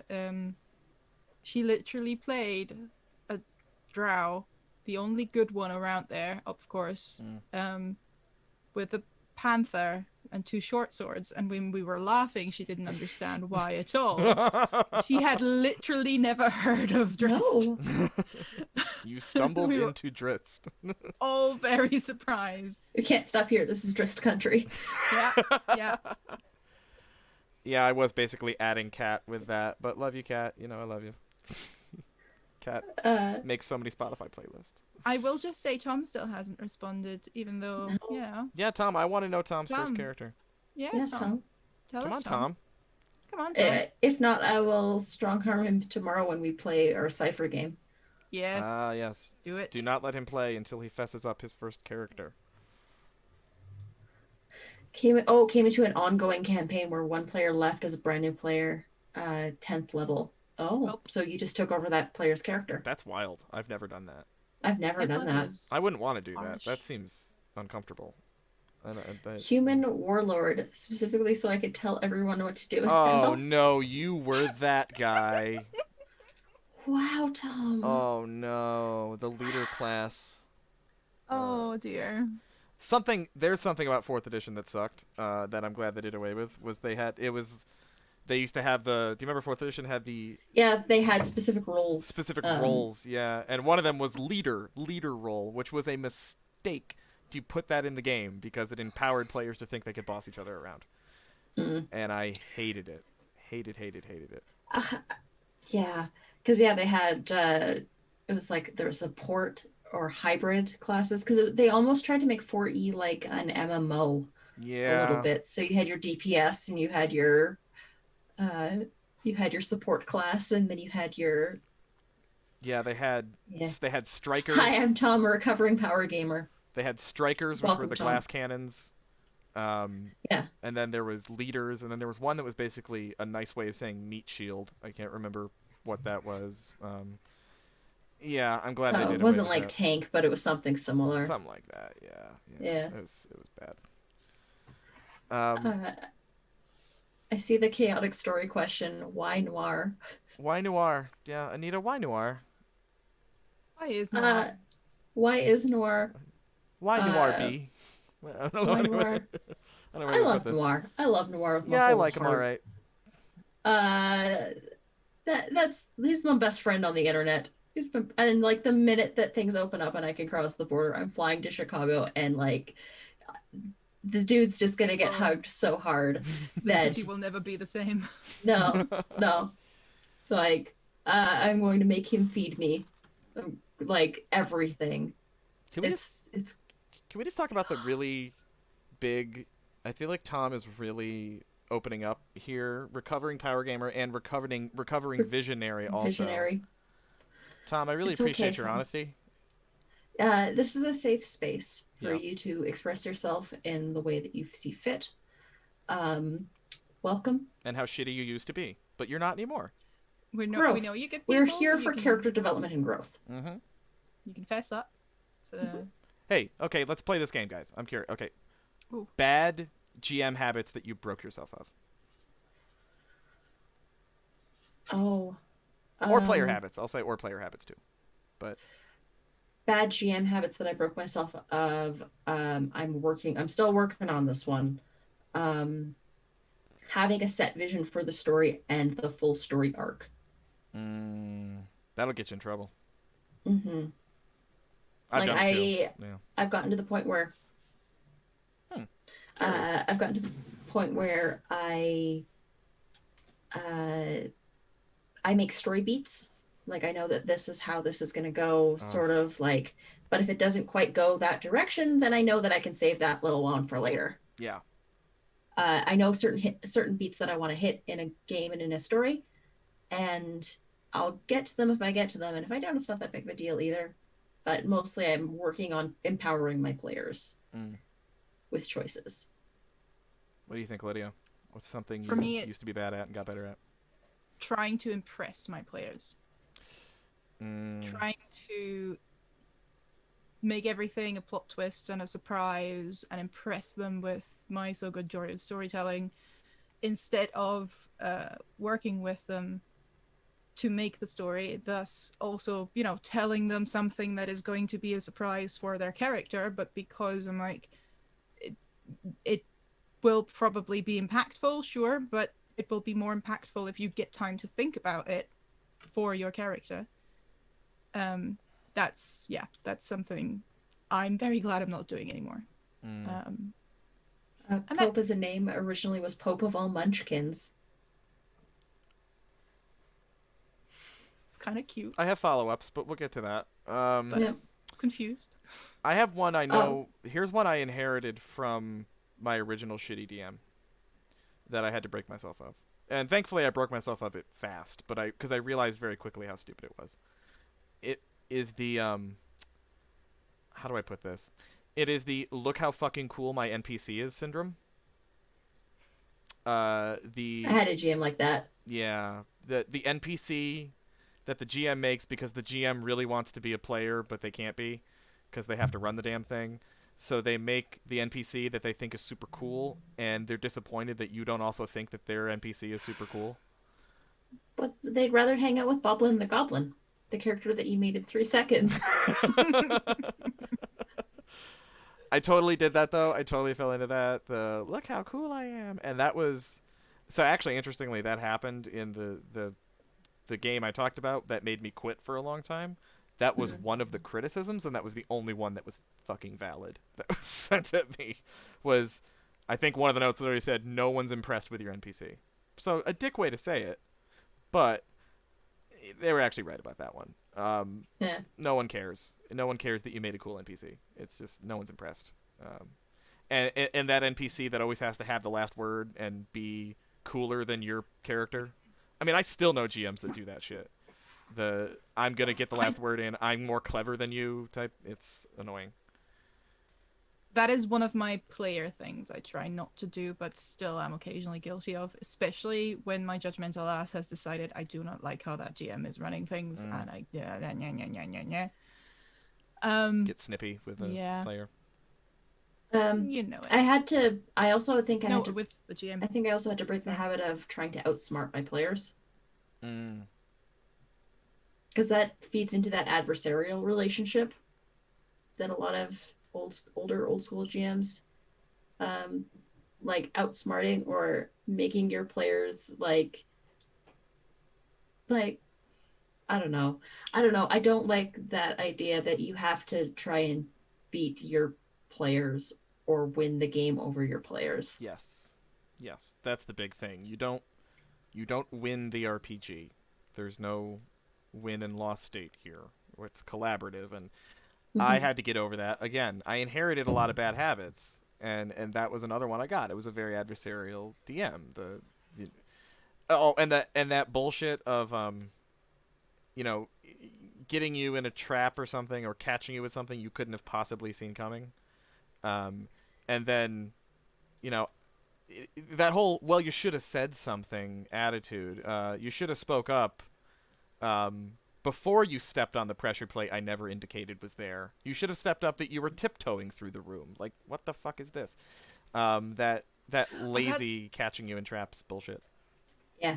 Yeah. I fucking hate that, and you can see it. So you can see the scars on players that That have gone through constantly that. make sure before every scene they stealth, before every scene they're like carefully, gingerly. It's like, Let me get out the who hurt 10-foot you? pole and tap the floor first. Oh, we know who hurt them. We know who hurt them. Yeah. Yeah. And we're here for you. And you can, and it's fair because again, I used to be that when, yeah, I think that was one of my Dark Guy stories on Morning Ritual. Mm-hmm. When I know that my GM wanted to get me with the mimic chest because another player kicked it first and nothing happened to them, but when I tried to lockpick it, suddenly mimic. I'm like, The fuck? this is the only thing you just accomplished is that we now never touch a single chest ever again and make a huge deal out of poking it first. Or I never touch an item because every item is cursed. Yeah.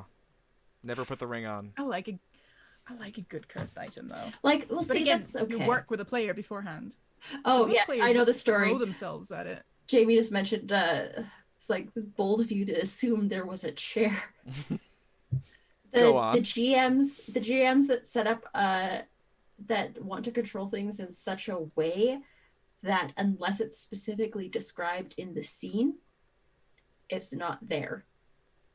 Oh, is this? And they won't let you contribute anything to the scene at all? Yeah. Yeah. So, a group of players go into a room, and it's like, oh well, it's this room, and they're watching an NPC in there or something like that. And one of the players goes, I pull up a chair and I sit in the chair and I'll watch this NPC. The GM says, there wasn't a chair in the room. Bold of you to assume that there's a chair in this room. How dare you try to contribute a piece of furniture to my fucking world? Truly the epitome of bold. So bold. You're very brave. It's the improv thing. It's like I say something and it's automatically in the room. It's Vax and Percy in the bathtub. I don't Vex watch wasn't Critical in Role, that bathtub at the beginning of that scene until Vex was so good. God. like I know. Sorry, Colin. Deal with it. It's like anything that you can add to a scene automatically becomes true. So like in a cult game that It's the Riddler and I were in the other day, there's like this sort of poignant scene with my character talking to a demon imaginary friend. It's cult. It's weird. And Dee's character comes in the room and the demon disappears, and I'm just sort of like, I get asked, "Are you okay?" And then D asks, "Are you crying?" Well, now I'm crying. Mm-hmm. Okay, that's what I get to contribute to the scene because you've just made that true, so I have to add that in. Right. Classic yes and, yeah. Yeah, it's exactly what that is. Or no buts, but that's less good, but you can do that too. No, but this. Yeah. Tom's trying to start shit with me over Critical Role. I'm a TTRPG player on the internet. Half of my life is not getting Critical Role references at this point. This is just, That's fair. I'm used to it. I don't like Critical Role. Sorry. Hey, it's not for everybody. Yeah, That's not fair. my thing. No, that is actually a really good for new. I mean, we've strayed slightly from the topic, but actually I do think this empowering players to do that is a very important thing that I think all GMs should do to allow players to contribute to the world, contribute to the scene. If they can come up with the truth and it's not a world-breaking truth, let them have it. Why fight over tables and chairs? That's stupid. The thing that you should do, though, like if you have a GM that does that, this is hilarious. It's petty, but it's hilarious. I like petty. Petty's good. I'm here for petty. Yeah. Is that if the GM says that there's no tables and chairs, we're like, how big is this room? It's a room in a house. There's no tables and chairs. Why are there no tables and chairs? We have to do something. This is something that we need to investigate right now. Now that's the most interesting thing about this room is that there are no tables and chairs. No chairs. Why is there no furniture in here? It's been robbed. Someone's ransacked the place. It's been robbed.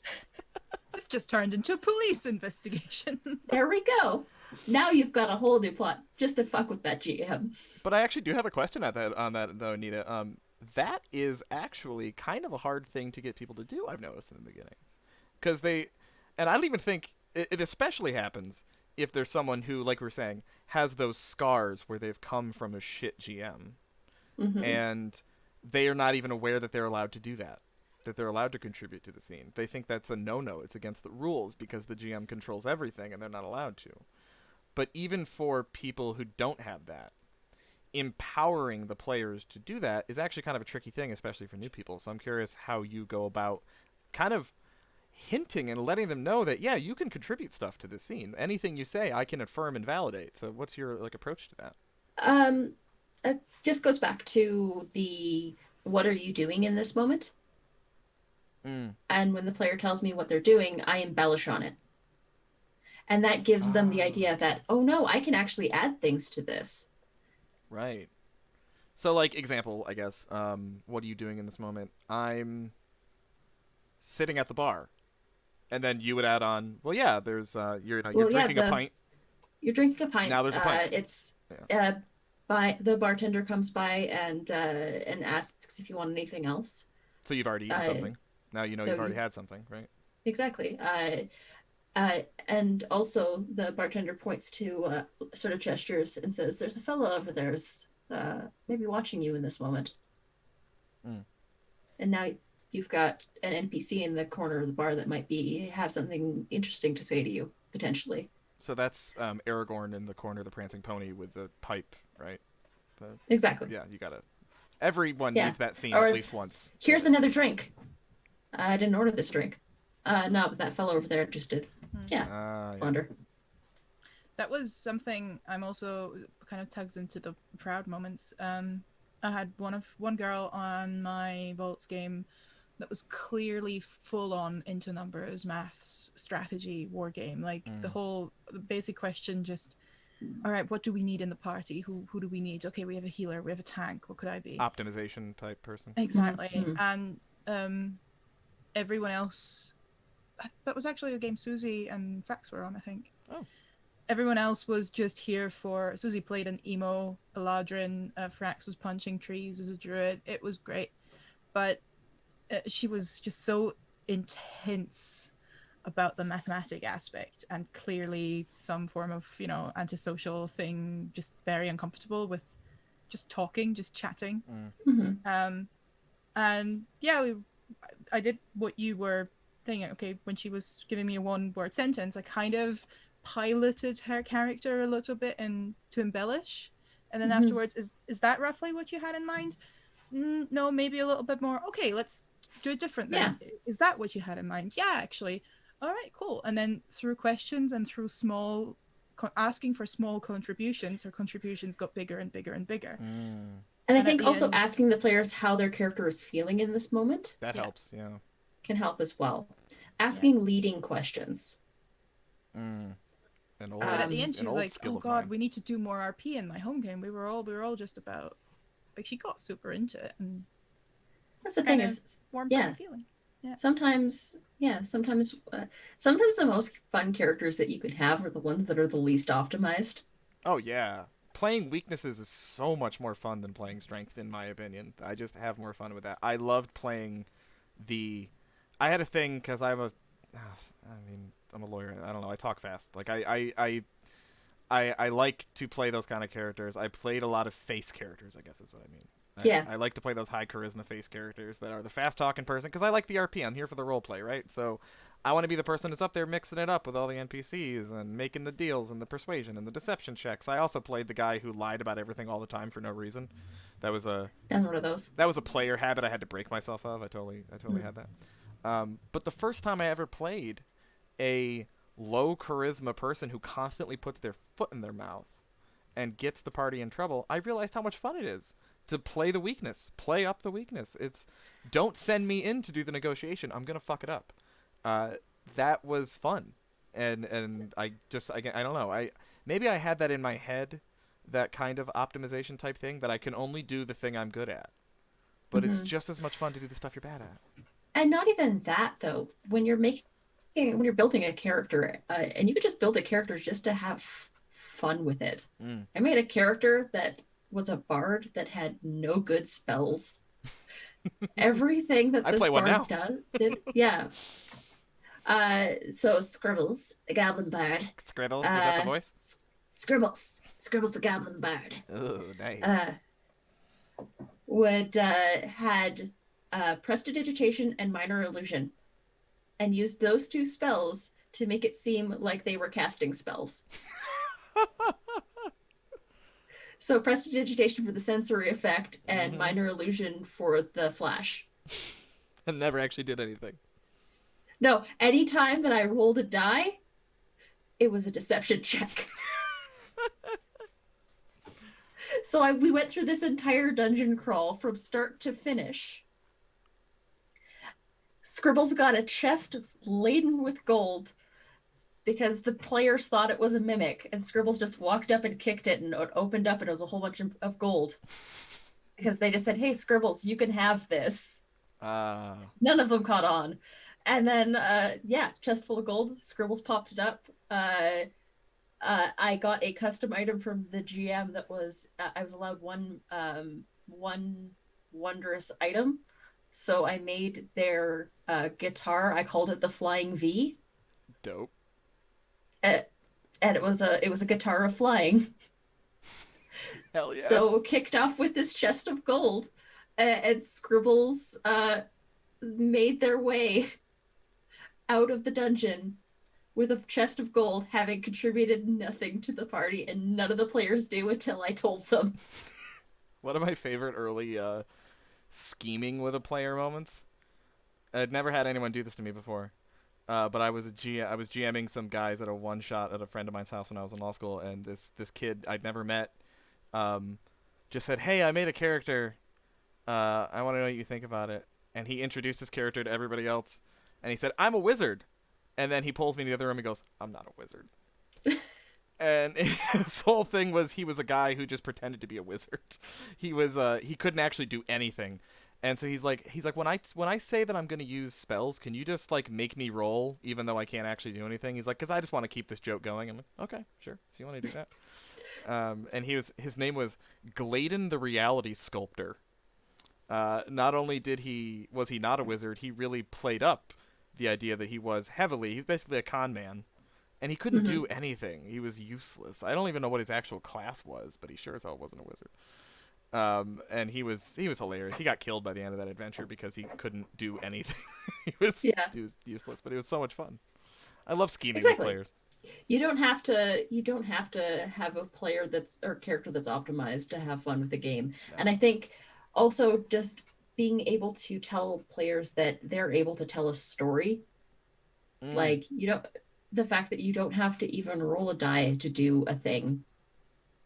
Yeah, that's Letting true. your players just do things without a die roll.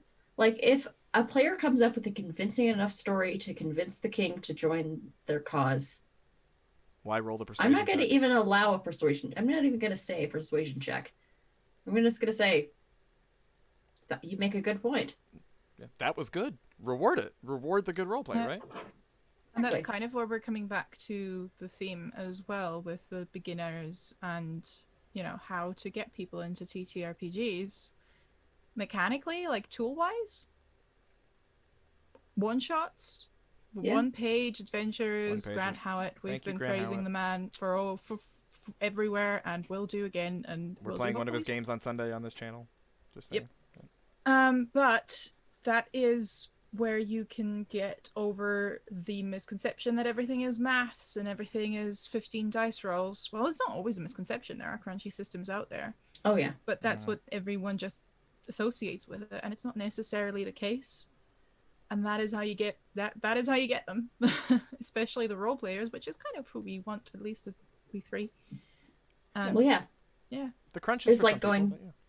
going back to my spouse Jamie. Doesn't like narrative, like storytelling, like that sort of game. Played For the Queen once and thinks this is the greatest game ever, and this is all I want to play now. This is the only game now. But it also came back to when he was running. He runs Kids on Bikes, and part of Kids on Bikes is actually there's a question and answer period that helps build character bonds and even if your characters don't necessarily know each other or don't have a positive relationship, there are still questions that you ask that are pointed questions. And For the Queen is just like, oh, it's only this. It's only this. It's only my favorite part of this game. Okay, let's go with this. I mean, I love that. I mean, yeah, it's amazing. I mean, simple things like that do so much for immersion and for getting people to understand the character better and understand how the world works better and understand how the notion of a role playing game works better. And the one that I think we've kind of come back to, I don't know if we've really said it directly, but I think maybe we have, is just as a GM, ask questions. Just keep asking questions and keep letting them answer said questions and take their answers. Don't, if it is something that's world breaking, then explain why you can't do that. If the player says I jump over the moon, you do have to say no, you don't. But ask questions and affirm and validate what they do and empower them to contribute to the world. And if you do that, I mean, that's not just good GMing. I just think that's you will get them hooked because they will start to understand what actually is so magical about tabletop role-playing games. They will start to understand Absolutely. why it's fun and why they want to. They'll get the bug that will make them want to keep back because it is empowering. Because you are making something with your brain, and you are. I remember like Griffin McElroy, I think it was saying like just one of the funniest things about D&D and stuff like that. You can just say like there are croissants and there are croissants. There's Like croissants. you can just do You that. can you can say there are chairs in this room. There are chairs in this room. There are chairs everywhere in this room. So many chairs. Bold of you to assume that, Anita. Bold of you to assume there's a room. It's chairs all the way down. It's just chairs. The room is made of chairs. The room is made of chairs. Everything is chairs. Oh my god, there's a chair right here. It's all made of chairs. Chair is alive. Kat had a question real quick that Yeah. I'd like to answer. Systems, games, types of characters you use to bring in new players. Kids on Bikes is great for new players. Oh yeah. Because it has that built-in system where you build character bonds and flaws and character relations. I also like any PBTA-based game. Monster of the Week, Masks is great for this too. If you want to play, like PBTA has just a broad range that you can find something you like in a PBTA form. Poweredbytheapocalypse.com. There is an entire Actually, I think it's apocalypseworld.com/powered by the apocalypse, but whatever. There's Yeah. a whole, there's like 7, I think they're up to near 100 different PBTA games right now. And that Yeah. website breaks them down by genre. What do you want to play? You want Western? We got that. You want fantasy? We got that. There's something for everybody. So Yeah. great place to start. Exactly. So Um, yeah. Any PBTA babes, anything like that. That's what I go to now if I'm introducing new players to RPGs because you can just grab it and go, Likewise. and you can build characters in 5 minutes. Yep. Monster of the Week is my go-to. I use my because it's the one I know best. Monster of the Week is kick-ass for introducing people to it because, like I said, character creation, 5 minutes. You check boxes. Hi, Tara. How you doing, honey? Monster of the Week. Any one-pager. I mean, I'll sing his praises forever. Grant Howitt stuff is the man, and like Honey Heist is fun, but my favorite Witch is Dead is my favorite one. I love The Witch is Dead. Great game. Crash Bandicoot is amazing. I haven't played that one. Can I just say, and I don't want to say too much, but Grant Howitt knows the Gunhammer game exists. He sure does. Mm-hmm. He has been informed. There might be a conversation we're having. Some people are talking to some people. Yeah. We don't have people, but if we did, our people would be talking to his people. We have people. It's Anna. We have Anna is person. people. We have person. Anna is people. Anna is everyone's people. That's fair. But yeah, Grant Howitt games, single pagers, those ones. That Steelnox is another one that's good. Pick up and play. That's a tough one though. I don't know if I do that with new people because that's some heavy roleplay. Yeah, that one needs that's a gut heavy punch. one. That's a heavy gut punch, and that needs some good player buy-in, and that needs good safety tools with Real people good. that you trust. Yeah, horror game. I don't know if I'd start on horror games generally. I love Quietus. We did that last week on the channel, and we did it on Encounter Roleplay. Great game, zero prep game. It only uses D6s. Real simple rules, but I don't know if I'd start people there just because, yeah, buy-in needs to be big, and you need real good safety tools in place, and that might be a little daunting for new people. I just think generally I'd stay away from horror for the first time. If people are here for that, try it. But I would be hesitant to do it with new players. I did Sexy Librarians with 3 completely new to any RPG game the other day, and that was fun. Ooh, Chaotic Story says, bought that game after watching our show. Woo! Oh, Thank you. We had a lot of fun doing that one. It's a great one. Any other ones I missed, Lydia? What do you think? I think you covered Lasers them all. and Feelings. Lasers and Feelings.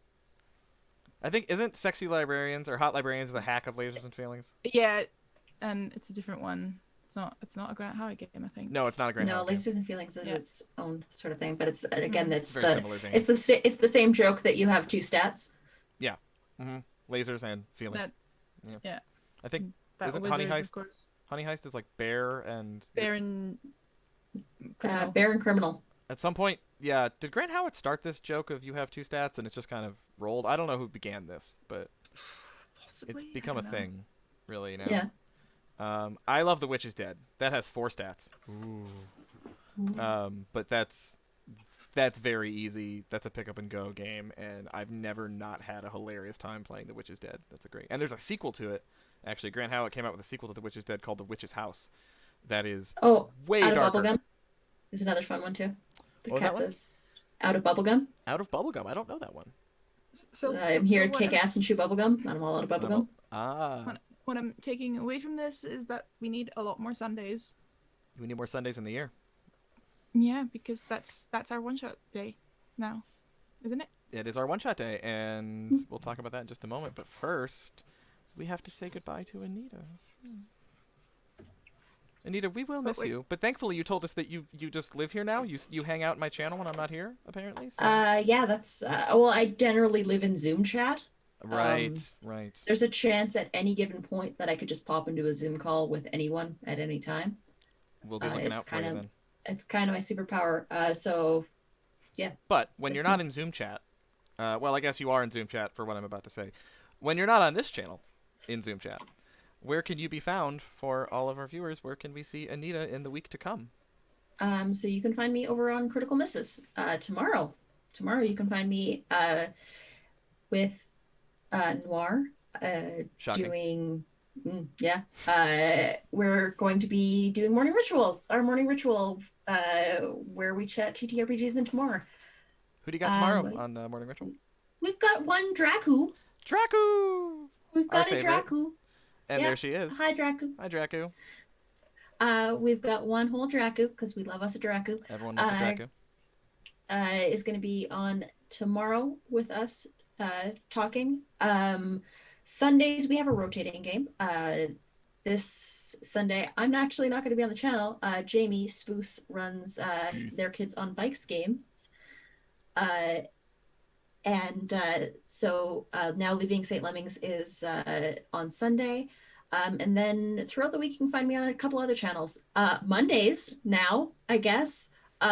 You can find me on Critical Misses after Song of the Deep ends on Encounter Roleplay, where we do Talk of the Deep, which is a talk show. Yeah. About that show. Yeah, I heard it's a pretty good show, though. Yeah, I've heard that. I was told that it was only supposed to be an hour in length at the most, and the first episode went for 2 hours and 26 minutes or something like that. Something wild. What did you do something silly like have the full cast and the GM on or something like that? I think that's kind of what happened. Lessons learned. Yeah, lessons learned. Were they learned though? Were they not really? We'll find out on for Monday. 5 hours. Who's going to be on? Week's. Who's going to be on Monday? Well, I guess we won't know till Monday. I don't think we've got a full plan just yet, do we? No. We had a brief concept that it might be Savvy and Dracu, but I don't know Most for sure. likely.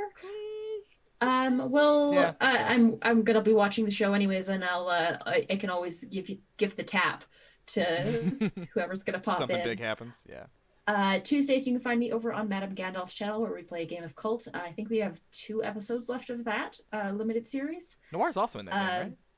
Noir's also in that game, and so is D or It's the Riddler is in that game. Oh yeah. Wednesday on my channel, we are running a Vampire the Masquerade Chronicle called Under the Pale Cold Sun that is GM'd by It's the Riddler. I'll be in that playing a vampire by the name of Genevieve. Good vampire name. Yeah. And Thursday, Fridays are days off because System Shock is currently on hiatus until we sort out a couple kinks that we've got in the structure. And then, that's basically us. That's where you can find me mostly every day. I'm sorry System Shock's on hiatus, but that's also why you got to be here today. So that actually kind of worked. Yeah. All right. Yeah. Thank you. Thanks so much for having me. This is fun. Thanks for coming to hang out, Anita. Much appreciated. And you are welcome back anytime. We're going to pop back over to just me and Lydia for a second, where we'll do some of our pitches for this channel and other stuff that we'll do, and then we'll say goodbye. So, good night, Anita. We will see you Monday. And if I don't see you Monday, you'll presumably see me Monday, I guess. I don't know. I assume you watch the show. Yeah, right? Of course. I do. I watch the show to hang out and chat, so that way I can get questions that can destroy all of you and give your DM very bad ideas. Yeah, we're masochists. There's nothing you can hurt us. I mean, yeah, we asked for this. I mean, yeah, you can, but that's what they want. Yeah, we're here for it. But all right, Anita, we will talk to you soon. Good to see you. Bye-bye. Well, that went well. I would say so, yes. Anita doesn't hate us, I think. I don't think so. Which, all in all, is a success. Yeah. And I liked lots of the stories and the little tear-jerking moments that we had. That is always very sweet. And, of course, I appreciate the deep in chat. Deep. Always. Yes, 420 retweets for Where Pickle. 420 retweets. Episode. Yeah, in one episode. Huh. What do we have to do to the internet to make that happen? Please. Oh, I hate to think what I have to offer Twitter to get 420 retweets. Colin's OnlyFans. 420 retweets for Where Pickle. You're not supposed to talk about my OnlyFans on this show. That's for the after show. The after show. The after show. Oh, I yes. apologize. The late night show. You must Noir the Twitter. Look, even Noir didn't get 420 retweets, Pope. Let's not give the man too much credit. Come on. You got 80-something. Impressive, don't get me wrong. I tried to do a 69 retweets thing today, and that did not work. So, more credit. Power to Noir. I only had an hour to do it, though. That was a silly I was asking too much of the internet in a short amount of time. Yes, I did to myself, Tom. Yes, I should have learned Frax. But where's the fun in learning? Anyway. Anyway. Lydia, what's going on this week? So much is going on this week. Of course, Monday. So looking forward to it. Our Song of the Deep. And a little bit of a Thanks, Jamie. bit of a spicy start. That's all I'm going to say about Monday's Song of the Deep episode. And of course, Tuesday I'll be on again Encounter Roleplay because I live there with Zweihander, Flames of Freedom, Boston Besieged. We've got Anna as our fabulous GM. We've got the mighty Jared. We've got Dee. We've got Nikki. We've got so many lovely people, and we just started. So hop on in if you're interested. And I think that's me for playing at the moment. Behind the scenes a lot, but I think that's a quiet week for me. Oh, that's nice. Quiet weeks are good. Yeah. They're never really quiet, though. All the teching and all that, you know. It's interesting, and I don't have to wear a bra doing that, so. Neither do I.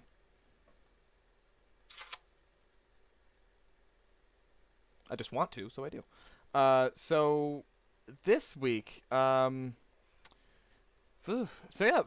Song of the Deep. My favorite show. Don't tell the others, but it's my favorite. I don't know what the hell Lydia's talking about with Spicy Start, so that's interesting. Can't wait to see what the hell that's about. Is it gonna get a little sexy? Like what's going? Do I get a hint? It's not going to be sexy. Okay. Unless you're into that sort of thing. Sexy? Unless I'm into sexy? It's not going to be sexy. Okay. All right. I have collected a disappointment.